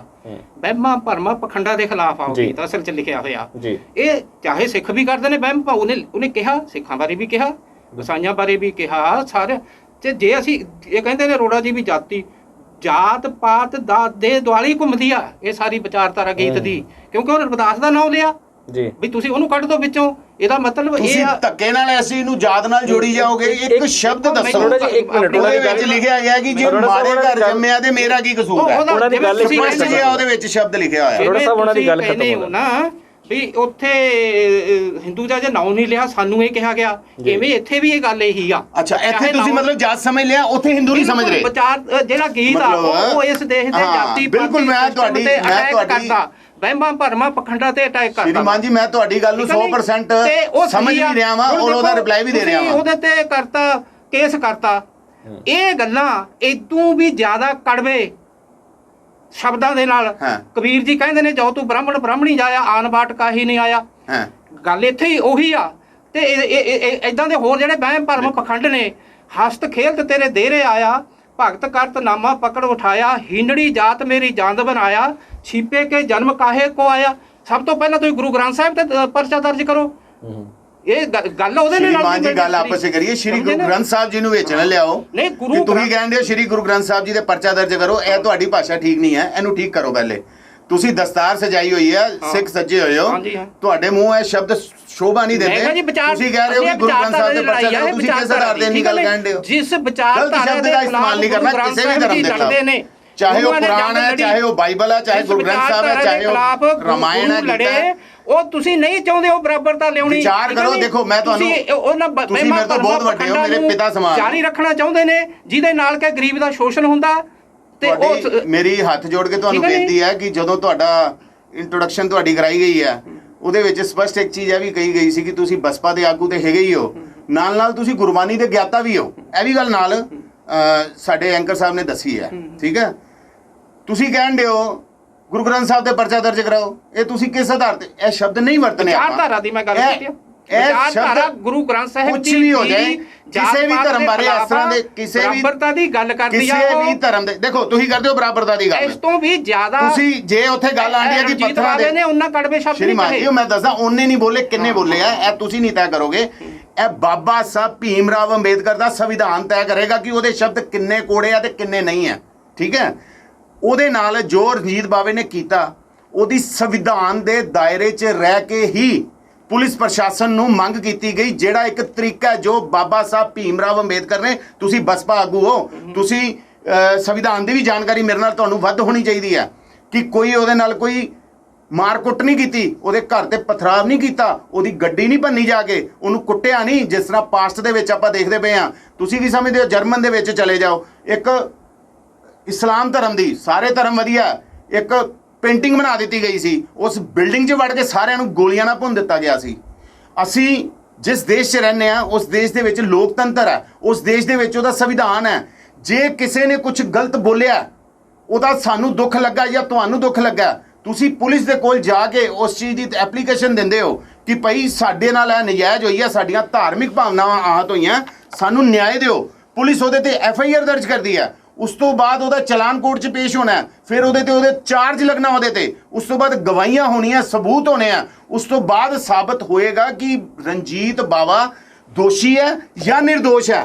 ਇਸ ਤੋਂ ਇਲਾਵਾ ਮੇਰੀ ਗੱਲ ਖਤਮ ਹੋਣ ਲੱਗੀ ਆ, ਇਸ ਤੋਂ ਇਲਾਵਾ ਜੇ ਤੁਸੀਂ ਸਮਝਦੇ ਹੋ ਕਿ ਸਾਡਾ ਤਰੀਕਾ ਗਲਤ ਹੈ ਤੇ ਦੱਸੋ, ਆਪਾਂ ਉਹ ਤਰੀਕਾ ਸਹੀ ਕਰ ਦਿੰਦੇ ਆ। ਰਣਜੀਤ ਬਾਵਾ ਨੂੰ ਕੋਈ ਅਪਸ਼ਬਦ ਕਿਹਾ ਹੋਵੇ, ਰਣਜੀਤ ਬਾਵਾ ਵਾਸਤੇ ਕੋਈ ਭੈੜੀ ਟਿੱਪਣੀ ਕੀਤੀ ਹੋਵੇ ਤੇ ਦੱਸੋ।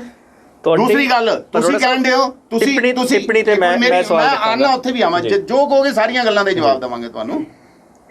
ਤੁਸੀਂ ਕਹਿ ਰਹੇ ਹੋ ਕਿ ਪੱਥਰਾਂ ਤੇ ਦੁੱਧ ਜਿਹੜੀ ਆ ਉਹਨੇ ਡਾਇਰੈਕਟ ਕਿਸੇ ਦਾ ਨਾਂ ਨਹੀਂ ਲਿਆ, ਤੇ ਜਿੱਥੇ ਮਾੜਾ ਬੰਦਾ ਸ਼ਬਦ ਬੋਲਿਆ ਉੱਥੇ ਜਾਤ ਦਾ ਨਾਮ ਕਿੱਥੇ ਹੈ? ਦੱਸੋ ਤੁਸੀਂ। ਮੈਂ ਤਾਂ ਉਹੀ ਕਹਿੰਦਾ ਨਾ, ਤੁਸੀਂ ਇਹ ਗੱਲ ਕਿਸ ਤਰ੍ਹਾਂ ਕਹਿੰਦੇ ਹੋ ਕਿ ਜਾਤ ਦੀ ਗੱਲ ਕੀ ਕਰ ਰਹੇ ਹੋ? ਤੁਸੀਂ ਆਪਣੇ ਨਾਲ ਲਾਉਨੇ ਹੋ, ਤੁਸੀਂ ਵੀ ਲਾਉਂਦੇ ਹੀ ਹੋ ਵੀ ਸਾਨੂੰ ਕਿਹਾ ਨਹੀਂ। ਪੱਥਰਾਂ ਤੇ ਦੁੱਧ ਦਾ ਮਤਲਬ ਕੀ ਹੈ? ਉਹਨਾਂ ਨੇ ਪਖੰਡਵਾਦ ਜੋ ਵੀ ਚਾਹੇ ਕਿਸੇ ਮਾੜਾ, ਇੱਕ ਮਿੰਟ ਮੈਨੂੰ ਦੱਸੋ, ਮਾੜਾ ਸਿਰਫ ਜਾਤ ਵੇਖ ਕੇ ਹੁੰਦਾ? ਇੱਕ ਮਿੰਟ, ਬੰਦੇ ਦੀ ਪੋਜੀਸ਼ਨ ਜਿਹੜੀ ਮਾੜੀ ਹੈ, ਜੇ ਉਹ ਘਰੋਂ ਗਰੀਬ ਹੈ, ਮਾੜਾ, ਕੀ ਉਹ ਜਾਤ ਦੇ ਆਧਾਰ ਤੇ ਹੁੰਦਾ?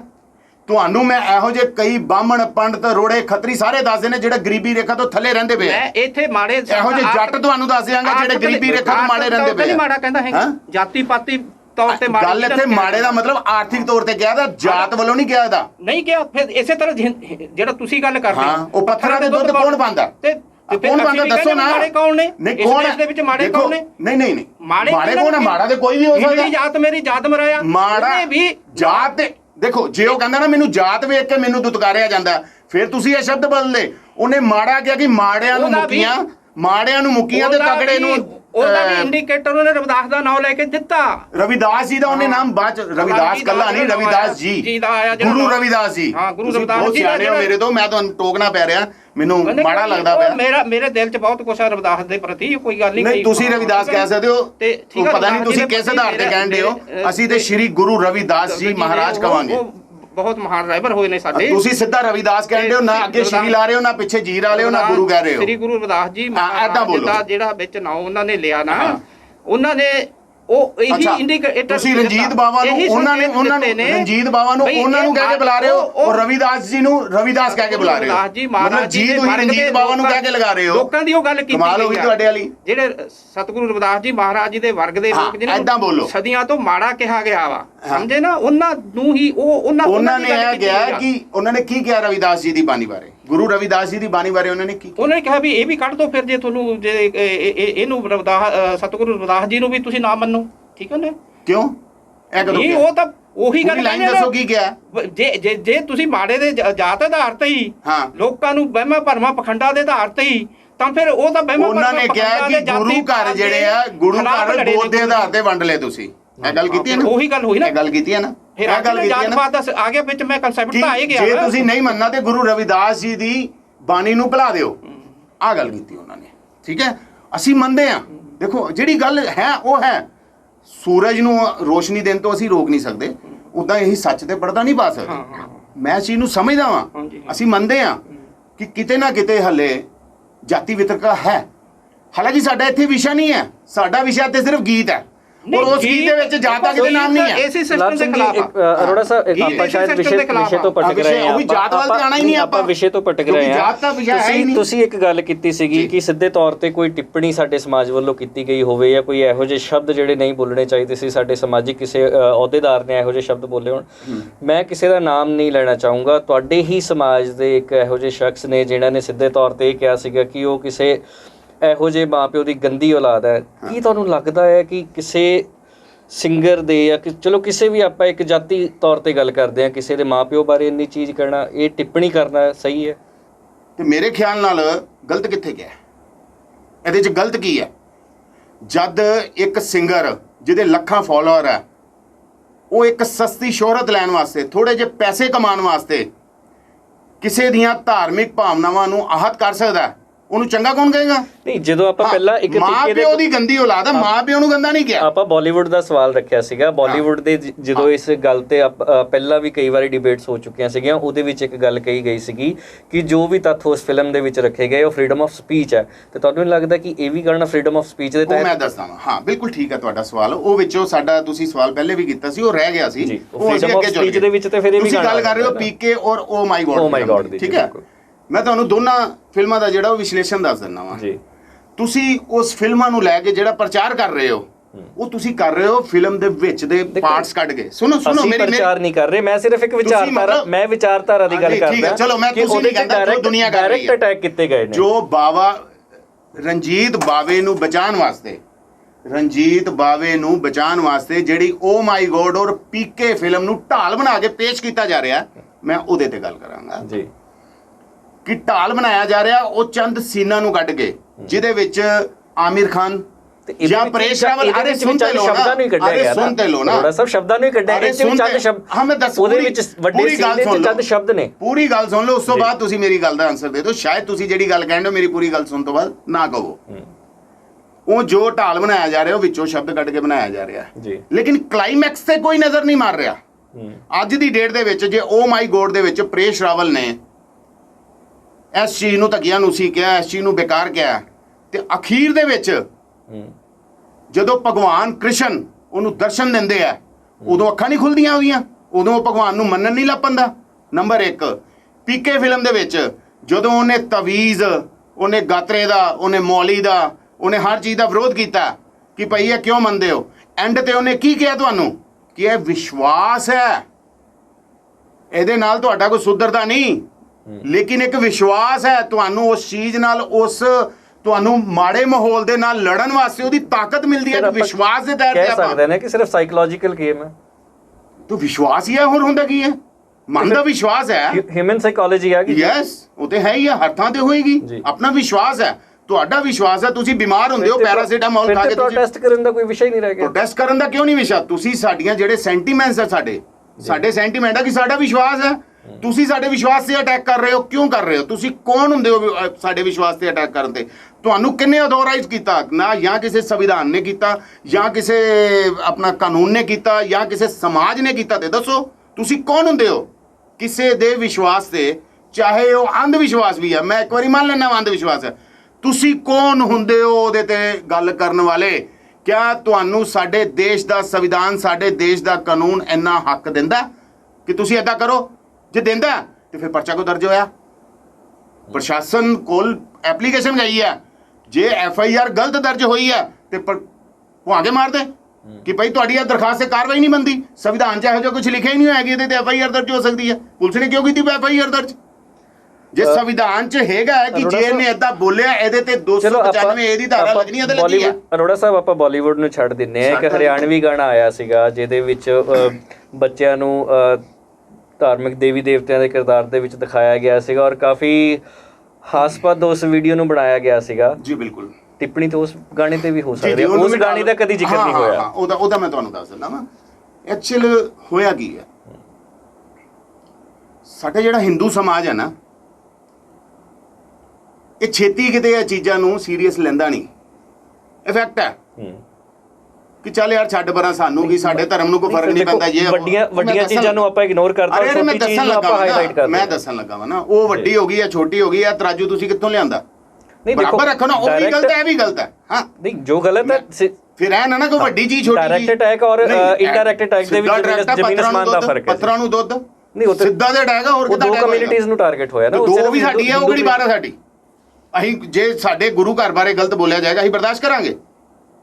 ਨਹੀਂ ਨਾ, ਅਸੀਂ ਸਹਿਜਦਾਰੀ ਆ। ਅਸੀਂ ਕੀ ਸਹਿਜਦਾਰੀ ਸਿੱਖ ਨਹੀਂ ਹੋ ਸਕਦੇ ਕਿ ਸਾਡੀ ਆਸਥਾ ਨਹੀਂ ਕੀ ਗੁਰੂ ਘਰ ਤੇ? ਜਿੰਨਾ ਸਾਨੂੰ ਗੁੱਸਾ ਸ਼ਿਵਲਿੰਗ ਦੀ ਗੱਲ ਤੇ ਹੈ, ਉਨਾ ਹੀ ਸਾਨੂੰ ਗੁੱਸਾ ਗੁਰੂ ਘਰ ਤੇ ਹੈ ਜੀ। ਲਾਭ ਸਿੰਘ ਜੀ, ਦੋ ਫਿਲਮਾਂ ਦਾ ਜ਼ਿਕਰ ਇਸ ਡਿਸਕਸ਼ਨ ਦੇ ਵਿੱਚ ਹੋਇਆ। ਉਹਨਾਂ ਫਿਲਮਾਂ ਦੇ ਵਿੱਚ ਸਿੱਧੇ ਸ਼ਬਦਾਂ ਦੇ ਵਿੱਚ ਧਾਰਮਿਕ ਭਾਵਨਾਵਾਂ ਨੂੰ ਠੇਸ ਪਹੁੰਚਾਈ ਗਈ ਸੀਗੀ। ਤੁਸੀਂ ਉਸ ਵਿਸ਼ੇ ਤੇ ਕੀ ਰਾਏ ਰੱਖਦੇ ਹੋ? ਉਸ ਵਿਸ਼ੇ ਤੇ ਕਦੀ ਵੀ ਕੋਈ ਲੰਬੀ ਚੌੜੀ ਡਿਬੇਟ ਨਹੀਂ ਹੋਈ ਜਾਂ ਕੋਈ ਵੀ ਉਸ ਕਾਨੂੰਨੀ ਕਾਰਵਾਈ ਨਹੀਂ ਹੋਈ? ਇਹ ਦੋਹਰੇ ਮਾਪਦੰਡ ਕਿਉਂ ਨੇ? ਅਸਲ ਵਿੱਚ ਗੱਲ ਹੈ ਬਾਲੀਵੁੱਡ ਦੇ ਔਰ ਪੰਜਾਬੀ ਇੰਡਸਟਰੀ ਦੇ ਫਿਰ ਜੇ ਗੱਲ ਕਰੀਏ ਤੇ ਦੋਹਰੇ ਮਾਪਦੰਡ ਆ ਜਾਂਦੇ ਇਹਨਾਂ ਨੇ ਆਪ ਹੀ ਦੱਸ ਦਿੱਤਾ ਨਾ ਵੀ ਉਹ ਫਿਲਮ ਕਿਵੇਂ ਚੱਲ ਗਈ, ਉਹਦੇ ਵਿੱਚ ਵੀ ਬੜਾ ਕੁਝ ਕਿਹਾ ਗਿਆ ਜੀ। ਇਹ ਤਾਂ ਮੈਂ ਕਹਿੰਦਾ ਇੰਨਾ ਕੁਝ ਕਿਹਾ ਹੀ ਨਹੀਂ ਇਹਦੇ ਰਣਜੀਤ ਬਾਵੇ ਨੇ, ਕਿਸੇ ਕਮਿਊਨਿਟੀ ਤੇ ਨਹੀਂ ਉਹਨੇ ਅਟੈਕ ਕੀਤਾ ਸਿੱਧਾ, ਵੀ ਹਿੰਦੂ ਨਹੀਂ ਕਿਹਾ ਹੈਗਾ, ਲੋਕਾਂ ਨੂੰ ਕਿਹਾ। ਉਹ ਤੇ ਲੋਕ ਤਾਂ ਸਾਰੀ ਪਰਜਾ ਹੀ ਆ ਜਾਂਦੀ ਆ ਨਾ, ਫਿਰ ਕੋਈ ਜਾਤ ਤੇ ਨਹੀਂ ਉਹਨੇ ਗੱਲ ਕੀਤੀ ਹੈਗੀ। ਲੇਕਿਨ ਜਿਹੜੀ ਤੁਸੀਂ ਮੈਂ ਸੁਣਿਆ ਤੁਹਾਡੀਆਂ ਗੱਲਾਂ ਬਈ ਸਾਰੀ ਫਿਲਮ ਐਸੇ ਹੀ ਵਿਚਾਰਧਾਰਾ ਦੇ ਸਿਸਟਮ ਦੇ ਖਿਲਾਫ, ਜਿਹੜੀ ਜਿਹਨੂੰ ਅਸੀਂ ਵਹਿਮਾਂ ਭਰਮਾਂ ਪਖੰਡਾਂ ਦਾ ਸਿਸਟਮ ਕਹਿੰਦੇ ਆ, ਉਹਦੇ ਖਿਲਾਫ ਸਾਰੀ ਫਿਲਮ ਚੱਲ ਗਈ। ਉਹ ਆਪਣਾ ਬਚਾਅ ਕਰ ਗਿਆ, ਅਖੀਰ ਤੇ ਵਿੱਚ ਆ ਕੇ ਬਚਾਅ ਕਰ ਗਏ, ਉਹ ਮਾਫੀ ਮੰਗ ਗਿਆ, ਮਾਫੀ ਫਿਰ ਤਾਂ ਹੀ ਫਿਲਮ ਪਾਸ ਹੋ ਗਈ। ਮਾਫੀ ਇੱਕ ਮਿੰਟ ਨਾ, ਉਹ ਫਿਲਮ ਵੀ ਤਾਂ ਹੀ ਪਾਸ ਹੋ ਗਈ, ਮਾਫੀ ਮੰਗਿਆ ਨਾ, ਨਹੀਂ ਉਹ ਪਾਸ ਨਹੀਂ ਸੀ ਹੋਣੀ। ਇੱਕ ਮਿੰਟ, ਉਹ ਮਾਫੀ ਮੰਗਿਆ ਨਾ, ਉਹਨੇ ਕਿਹਾ ਵੀ ਮੈਂ ਫਿਲਮ ਨੂੰ ਕਰਨ ਦੇ ਲਈ ਐਂਡ ਤੇ ਮੈਂ ਮਾਫੀ ਮੰਗ ਲੂੰਗਾ। ਇਹ ਨਾ ਮੰਨਦੇ ਫਿਰ ਸ਼ਾਇਦ ਫਿਲਮ ਬਣਾ ਚੱਲਦੀ। ਅੱਛਾ, ਤੇ ਬਾਵੇ ਨੇ ਵੀ ਇਹੋ ਕੁਝ ਕੀਤਾ ਨਾ, ਫਿਰ ਪਹਿਲੇ ਗਾਣਾ ਬਣਾ ਲਿਆ, ਬਾਅਦ ਚ ਮਾਫੀ ਮੰਗ ਲਈ। ਨਹੀਂ ਚਲੋ ਉਹ ਤਾਂ ਉਹਦੀ ਮਰਜ਼ੀ ਹੈ, ਉਹ ਤਾਂ ਵਿਸ਼ਾ ਵੀ ਖਤਮ ਹੋ ਜਾਂਦਾ ਜਦੋਂ ਮਾਫੀ ਮੰਗ ਲਈ। ਗੱਲ ਉਹਦੀ ਮਰਜ਼ੀ ਦੀ ਨਹੀਂ ਚੱਲ ਰਹੀ, ਜੇ ਉਹਦੀ ਮਰਜ਼ੀ ਦੀ ਚੱਲ ਰਹੀ ਫਿਰ ਆਪਾਂ ਇੱਥੇ ਹੀ ਕਰਦੇ ਪਏ ਆ। ਬਹੁਤ ਸਾਰੇ ਲੋਕਾਂ ਆਪਾਂ ਉਹਦੀ ਮਰਜ਼ੀ ਤੇ ਹੀ ਡਿਸਕਸ ਕਰ ਰਹੇ ਆ ਇੱਥੇ ਬੈਠ ਕੇ। ਲੱਖਾਂ ਕਰੋੜਾਂ ਲੋਕਾਂ ਨੇ ਉਹਦੇ ਗਾਣੇ ਨੂੰ ਪਸੰਦ ਕੀਤਾ। ਮੈਂ ਕਹਿੰਦਾ ਲੱਖਾਂ ਕਰੋੜਾਂ ਲੋਕਾਂ ਨੇ ਉਹਦੇ ਗਾਣੇ ਨੂੰ ਪਸੰਦ ਕੀਤਾ ਤੇ ਅਰਬਾਂ ਲੋਕਾਂ ਨੇ ਉਸ ਫਿਲਮਾਂ ਨੂੰ ਵੀ ਵੇਖਿਆ ਜੀ। ਲੇਕਿਨ ਉਸ ਫਿਲਮਾਂ ਦੇ ਐਂਡ ਤੇ ਉਹੀ ਕਲਾਕਾਰ ਆਪਣੀਆਂ ਗਲਤੀਆਂ ਮੰਨੇ ਆ। ਪ੍ਰੇਸ਼ ਰਾਵਲ ਨੂੰ ਜਦੋਂ ਅਕਸ਼ੇ ਕੁਮਾਰ ਨੇ, ਜਿਹਨੇ ਕ੍ਰਿਸ਼ਨ ਦਾ ਰੋਲ ਅਦਾ ਕੀਤਾ, ਉਹ ਜਦੋਂ ਉਹਨੂੰ ਆਪਣਾ ਵਿਰਾਟ ਰੂਪ ਦਿਖਾਉਂਦਾ, ਉਦੋਂ ਉਹਦੀਆਂ ਅੱਖਾਂ ਖੁੱਲ ਜਾਂਦੀਆਂ, ਉਹ ਨਤਮਸਤਕ ਹੋ ਜਾਂਦਾ, ਉਹ ਰੱਬ ਨੂੰ ਮੰਨਣ ਲੱਗ ਪੈਂਦਾ ਜੀ।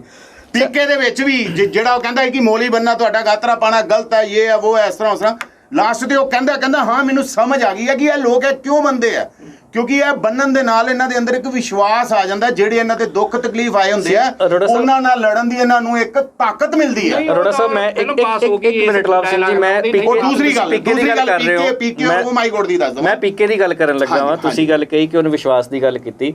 ਪੀਕੇ ਦੇ ਵਿੱਚ ਉਹ ਲਾਸਟ ਸੀਨ ਦੇ ਵਿੱਚ ਆਮਿਰ ਖਾਨ ਦਾ ਇੱਕ ਡਾਇਲੋਗ ਹੈ ਕਿ ਧਰਤੀ ਦੇ ਉੱਤੇ ਵਾਪਸ ਜਾ ਕੇ ਅਗਰ ਕੋਈ ਸ਼ਖਸ ਤੁਹਾਨੂੰ ਇਹ ਕਹੇ ਕਿ ਮੈਂ ਤੁਹਾਨੂੰ ਰੱਬ ਦੇ ਨਾਲ ਮਿਲਾਵਾਂਗਾ, ਪੁੱਠੇ ਪੈਰੀ ਦੌੜ ਜਾਓ। ਬਿਲਕੁਲ ਠੀਕ ਹੈ, ਉਸ ਗੱਲ ਨਾਲ ਮੈਂ ਵੀ ਸਹਿਮਤ ਹਾਂ। ਕੌਣ ਹੈ ਰੱਬ ਨਾਲ ਮਿਲਾਉਣ ਵਾਲਾ? ਜਿਹੜੇ ਇੱਥੇ ਤੁਹਾਨੂੰ ਕਹਿੰਦੇ ਮੈਂ ਰੱਬ ਨਾਲ ਮਿਲਾਉਂਦਾ, ਉਹ ਪਖੰਡੀ ਆ। ਅਸੀਂ ਆ ਮੰਨਦੇ ਆ ਧਰਮ ਔਰ ਪਖੰਡਵਾਦ ਨੂੰ ਅਲੱਗ-ਅਲੱਗ ਕਰਕੇ ਨਾਪੋ। ਜੇ ਤੁਹਾਨੂੰ ਇਹ ਜਿਹੜੀਆਂ ਦੁਕਾਨਾਂ ਖੋਲ ਕੇ ਬੈਠੇ ਆ, ਇਹ ਗਲਤ ਹੈ। ਆਪਾਂ ਇਹਦਾ ਨਿਖੇਧੀ ਕਰਦੇ ਹਾਂ, ਹਮੇਸ਼ਾ ਕੀਤੀ ਹੈ। ਕੌਣ ਕਿਹਨੂੰ? ਰੱਬ ਕਿੱਥੇ ਹੈ? ਰੱਬ ਤੇ ਤੁਹਾਡੇ ਅੰਦਰ ਬੈਠਾ ਹੋਇਆ।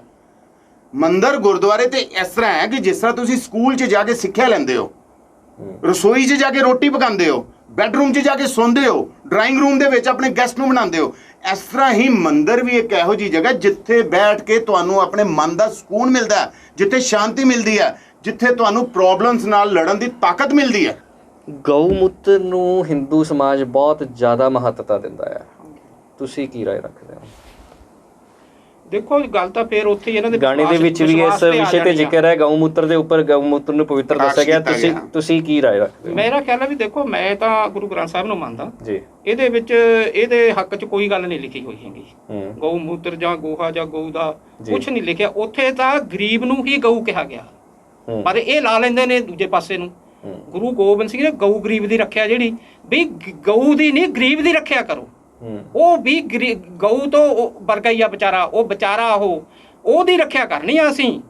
ਤੇ ਜਿਹੜੀ ਵਿਚਾਰਧਾਰਾ ਜਿਹਦੇ ਵਿੱਚ ਅਸੀਂ ਅੰਬੇਡਕਰ ਦੀ ਜਾਂ ਗੁਰੂ ਗ੍ਰੰਥ ਸਾਹਿਬ ਦੀ, ਉਹਦੇ ਵਿੱਚ ਇਦਾਂ ਦਾ ਕੋਈ ਸਿਸਟਮ ਨਹੀਂ ਹੈਗਾ ਵੀ ਅਸੀਂ ਮੂਤਰ ਨੂੰ ਚੰਗਾ ਸਮਝੀਏ, ਗੋਹੇ ਨੂੰ ਚੰਗਾ ਸਮਝੀਏ, ਬਿਲਕੁਲ ਨਹੀਂ ਹੈਗਾ। ਅਰੋੜਾ ਸਾਹਿਬ, ਤੁਸੀਂ ਕੀ ਰਾਏ? ਦੇਖੋ ਜੀ, ਗੋ ਮੂਤਰ ਤੇ ਜਿਹੜੀਆਂ ਭ੍ਰਾਂਤੀਆਂ ਫੈਲਾਈਆਂ ਜਾਂਦੀਆਂ ਔਰ ਜਿਹੜੀ ਅਗਿਆਨਤਾ ਹੈ, ਉਹਦੇ ਤੇ ਮੈਂ ਥੋੜਾ ਚਾਨਣਾ ਪਾਵਾਂਗਾ ਕਿ ਜਿਹੜਾ ਗਊ ਮੂਤਰ ਹੈ ਨਾ ਸਾਜੀ ਜੀ, ਇਹ ਆਯੁਰਵੇਦ ਪੜੋ ਤੁਸੀਂ। ਸਾਡੀ ਜਿਹੜੀ ਸੰਸਕ੍ਰਿਤੀ ਹੈ, ਕਰੋੜਾਂ ਸਾਲ ਪੁਰਾਣੀ ਸੰਸਕ੍ਰਿਤੀ ਹੈ, ਉਹ ਆਯੁਰਵੇਦ ਤੇ ਨਿਰਭਰ ਕਰਦੀ ਹੈ ਜੀ। ਵਿਗਿਆਨ ਅੱਜ ਆਇਆ, ਇਸ ਤੋਂ ਪਹਿਲੇ ਕੀ ਸੀ? ਜਦੋਂ ਰਾਜੇ ਹੀ ਮਹਾਰਾਜੇ ਮੁਗਲ ਹੋਏ, ਅੰਗਰੇਜ਼ ਹੋਏ, ਉਸ ਤੋਂ ਪਹਿਲੇ ਹੋਰ ਹੋਏ, ਸੱਭਿਅਤਾਵਾਂ ਬਹੁਤ ਪੁਰਾਣੀਆਂ ਸੀ, ਉਦੋਂ ਵੀ ਲੋਕ ਬਿਮਾਰ ਹੁੰਦੇ ਸੀ, ਉਦੋਂ ਵੀ ਲੋਕ ਠੀਕ ਹੁੰਦੇ ਸੀ। ਉਦੋਂ ਕਿਹੜੀ ਮੈਡੀਸਨ ਚੱਲਦੀ ਸੀ? ਜੜੀਆਂ ਬੂਟੀਆਂ ਚੱਲਦੀਆਂ ਸੀ। ਅੱਜ ਕੱਲ ਜੜੀ ਬੂਟੀ ਕੋ ਖਾਂਦਾ ਨਹੀਂ ਖਾਂਦਾ। ਸਿਰ ਦਰਦ ਹੁੰਦੀ ਹੈ ਗੋਲੀ ਖਾ ਲੈਂਦਾ, ਬੁਖਾਰ ਚੜਦਾ ਗੋਲੀ ਖਾ ਲੈਂਦਾ। ਕੌਣ ਪੱਤਿਆਂ ਦੇ ਪਿੱਛੇ ਜਾਂਦਾ? ਐਲੋਪੈਥੀ ਦੇ ਵਿੱਚ ਵੀ ਹੋਣਾ ਜੜੀਆਂ ਬੂਟੀਆਂ ਦਾ ਯੂਜ਼ ਕੀਤਾ ਜਾਂਦਾ ਹੈ। ਆਗੇ ਨਾ ਆਗੇ ਆ ਰਿਹਾ, ਮੈਂ ਉੱਥੇ ਹੀ ਆ ਰਿਹਾ। ਹੁਣ ਮੈਂ ਤੁਹਾਨੂੰ ਦੱਸ ਦਵਾਂ ਕਿ ਗਊ ਮੂਤਰ ਜਿਹੜਾ, ਉਹ ਗਊ ਮੂਤਰ ਦਾ ਇਹ ਮਤਲਬ ਨਹੀਂ ਹੈ ਕਿ ਗਾਂ ਖੜੀ ਹੈ ਤੇ ਉਹਦੇ ਥੱਲੇ ਜਾ ਕੇ ਬਾਟੀ ਰੱਖ ਦਿਓ ਤੇ ਉਹਦਾ ਮੂਤਰ ਪੀ ਲਓ। ਇਸ ਤਰ੍ਹਾਂ ਨਹੀਂ ਹੈ। ਅਸੀਂ ਖੰਡ ਖਾਂਦੇ ਆ ਨਾ, ਖੰਡ ਕਿੱਥੋਂ ਬਣਦੀ ਹੈ? ਗੰਨੇ ਤੋਂ। ਗੰਨੇ ਤੋਂ ਪਹਿਲੇ ਰਸ ਕੱਢਦੇ ਆ, ਰਸ ਤੋਂ ਫਿਰ ਗੁੜ ਬਣਦਾ ਹੈ, ਗੁੜ ਤੋਂ ਫਿਰ ਚੀਨੀ ਬਣਦੀ ਹੈ, ਫਿਰ ਅਸੀਂ ਉਹਦਾ ਸੇਵਨ ਕਰਦੇ ਹਾਂ। ਇਸ ਤਰ੍ਹਾਂ ਹੀ ਗਊ ਮੂਤਰ, ਔਰ ਗਊ ਮੂਤਰ ਵੀ ਕਿਹਦਾ? ਦੇਸੀ ਗਾਂ ਦਾ, ਚਾਹੇ ਉਹ ਸਾਈਵਾਲ ਹੋਵੇ, ਚਾਹੇ ਉਹ ਕਾਮਧੇਨੂ ਹੋਵੇ, ਜਾਂ ਹੋਰ ਵੀ ਨਸਲਾਂ ਬਹੁਤ ਹੈਗੀਆਂ। ਉਹ ਸਟੇਟਾਂ ਦੇ ਹਿਸਾਬ ਨਾਲ ਨਸਲਾਂ ਬਦਲਦੀਆਂ, ਡਿਵਾਈਡਡ ਨੇ, ਠੀਕ ਹੈ। ਹੁਣ ਮੰਨ ਲਓ ਇੱਕ ਗਾਂ ਜਿਹੜੀ ਹੈ ਉਹ ਰੋਜ਼ ਦਾ 25 ਲੀਟਰ ਗਊ ਮੂਤਰ ਦਿੰਦੀ ਹੈ, ਮੂਤਰ ਕਰਦੀ ਹੈ। ਹੁਣ ਉਹ ਮੂਤਰ ਜਿਹੜਾ ਸਾਰਾ ਸਟੋਰ ਕੀਤਾ ਜਾਂਦਾ ਹੈ। ਸਟੋਰ ਕਰਨ ਤੋਂ ਬਾਅਦ ਮਸ਼ੀਨਰੀ ਦੇ ਵਿੱਚ ਉਹਨੂੰ ਸਾਰਾ ਰਿਫਾਈਨਰੀ ਦੇ ਵਿੱਚ ਉਹਨੂੰ ਕਰਕੇ ਉਹਦਾ ਅਰਕ ਕੱਢਿਆ ਜਾਂਦਾ ਹੈ। ਉਹ ਜਿਹੜਾ 1000 ਲੀਟਰ ਗਊ ਮੂਤਰ ਹੁੰਦਾ ਨਾ, ਉਹ ਕਰ ਕੇ 2 ਲੀਟਰ ਰਹਿ ਜਾਂਦਾ। ਉਹ ਜਿਹੜਾ 2 ਲੀਟਰ ਗਊ ਮੂਤਰ ਦਾ ਅਰਕ ਹੁੰਦਾ ਹੈ, ਉਹਨੂੰ ਦਵਾਈਆਂ ਦੇ ਵਿੱਚ ਇਸਤੇਮਾਲ ਕੀਤਾ ਜਾਂਦਾ ਹੈ। ਨੇਤਰ ਤੁਸੀਂ ਮੈਂ ਤੁਹਾਨੂੰ ਦੱਸਾਂ ਲੱਗਾ ਐਸੀ ਚੀਜ਼ ਤੇ ਮੈਂ ਦੱਸਾਂ ਲੱਗਾ ਨਾ ਗਊ ਮੂਤਰ ਦੀ। ਸਾਹਿਬ ਇੱਕ ਮਿੰਟ, ਮੇਰਾ ਸਵਾਲ ਪਹਿਲਾਂ ਸੁਣ ਲਓ। ਤੁਸੀਂ ਗੱਲ ਕੀਤੀ ਕਿ ਉਹਨੂੰ ਡਾਇਰੈਕਟ ਫਾਰਮ ਦੇ ਵਿੱਚ ਯੂਜ਼ ਨਹੀਂ ਕੀਤਾ ਜਾਂਦਾ, ਉਹਨੂੰ ਆਪਾਂ ਡਿਲੀਊਟ ਕਰਦੇ ਹਾਂ ਜਾਂ ਉਹਨੂੰ ਪਹਿਲਾਂ ਥੋੜਾ ਟਾਈਮ ਰੱਖਿਆ ਜਾਂਦਾ ਹੈ, ਸਟੋਰ ਕੀਤਾ ਜਾਂਦਾ ਹੈ। ਪਰ ਮੈਂ ਕੁਝ ਵੀਡੀਓਜ਼ ਤੁਹਾਨੂੰ ਇਹੋ ਜਿਹੀਆਂ ਦਿਖਾ ਸਕਦਾ ਜਿਹੜੀ ਤੁਸੀਂ ਇੱਕ ਚੀਜ਼ ਕਹੀ ਸੀਗੀ ਕਿ ਡਾਇਰੈਕਟਲੀ ਅਸੀਂ ਕਟੋਰਾ ਲੈ ਕੇ ਬੋਲਿਆ, ਮੈਂ ਵੀ ਵੀਡੀਓ ਦੇਖੀ ਆ। ਜੀ, ਮੈਂ ਤੁਹਾਨੂੰ ਇੱਕ ਨਹੀਂ, ਮੈਂ ਤੁਹਾਨੂੰ ਹਜ਼ਾਰਾਂ ਵੀਡੀਓ ਇਹੋ ਜਿਹੀਆਂ ਦਿਖਾ ਦਾਂਗਾ। ਔਰ ਕੁਝ ਤੁਸੀਂ ਮੈਨੂੰ ਲੱਖਾਂ ਦਿਖਾ ਦਿਓ, ਕੁਝ ਸਟੇਟਸ ਦੇ ਸੀਐਮ ਨੇ ਇਹੋ ਜਿਹੇ ਜਿਹੜੇ ਤੁਸੀਂ ਮੈਨੂੰ ਲੱਖਾਂ ਵੀਡੀਓ ਦਿਖਾ ਦਿਓ। ਜਸਟ ਮਿੰਟ ਵੀ ਡਾਇਰੈਕਟ ਵੀ, ਜੇ ਤੁਸੀਂ ਹਾਂ ਡਾਇਰੈਕਟ ਪੀਂਦੇ, ਚਾਹੇ ਤੁਸੀਂ ਹਜ਼ਾਰਾਂ ਵੀਡੀਓ ਕਹਿੰਦੇ ਹੋ ਨਾ, ਤੁਸੀਂ ਜੇ ਮੈਨੂੰ ਲੱਖਾਂ ਦਿਖਾਓਗੇ ਮੈਂ ਲੱਖਾਂ ਨੂੰ ਰਿਜੈਕਟ ਕਰਾਂਗਾ ਜੀ ਕਿ ਇਹ ਨਹੀਂ ਹੈ, ਇਹ ਅੰਧ ਵਿਸ਼ਵਾਸ ਹੈ। ਐਕਚੁਅਲ ਜਿਹੜਾ ਗਊ ਮੂਤਰ ਹੈ, ਗਾਣੇ ਦੇ ਵਿੱਚ ਵੀ ਤੇ ਅਰੋੜਾ ਸਾਹਿਬ ਅੰਧ ਵਿਸ਼ਵਾਸ ਨੂੰ ਹੀ ਨਾ ਗਊ ਮੂਤਰ ਨਹੀਂ, ਗਾਣੇ ਦੇ ਵਿੱਚ ਵੀ ਅੰਧ ਵਿਸ਼ਵਾਸ ਨੂੰ ਹੀ ਗਊ ਮੂਤਰ ਨੂੰ ਹੀ ਗਲਤ ਕਹਿ ਦਿੱਤਾ ਗਿਆ। ਜਾਂ ਤੇ ਗਊ ਮੂਤਰ ਦੇ ਪੀਣ ਦੇ ਤਰੀਕੇ ਦੀ ਗੱਲ ਕਰਦਾ, ਡਾਇਰੈਕਟ ਪੀਣ, ਡਾਇਰੈਕਟ ਉਹਨੇ ਕਿਹਾ ਗਊ ਮੂਤਰ ਸ਼ੁੱਧ ਹੈ, ਸਿੱਧਾ ਗਊ ਮੂਤਰ ਸ਼ੁੱਧ। ਹਾਂ ਗਊ ਮੂਤਰ, ਮੈਂ ਗਾਣੇ ਦੀ ਗੱਲ ਕਰ ਰਿਹਾ, ਮੈਂ ਗਊ ਮੂਤਰ ਦੀ ਗੱਲ ਕਰ ਰਿਹਾ ਕਿ ਡਾਇਰੈਕਟ ਗਊ ਮੂਤਰ ਪੀਣਾ ਜਿਹੜਾ ਅਗਰ ਆਪਾਂ ਹੈਲਥ ਵਾਈਜ਼ ਦੇਖੀਏ ਤਾਂ ਸਾਨੂੰ ਨੁਕਸਾਨ ਕਰੇਗਾ। ਨੁਕਸਾਨ ਹੈ, ਯੈਸ ਬਿਲਕੁਲ ਹੈ, ਉਹ ਕਿਤੇ ਵੀ ਸਾਨੂੰ ਬੈਨੀਫਿਟ ਨਹੀਂ ਦੇਗਾ। ਬਿਲਕੁਲ ਨਹੀਂ।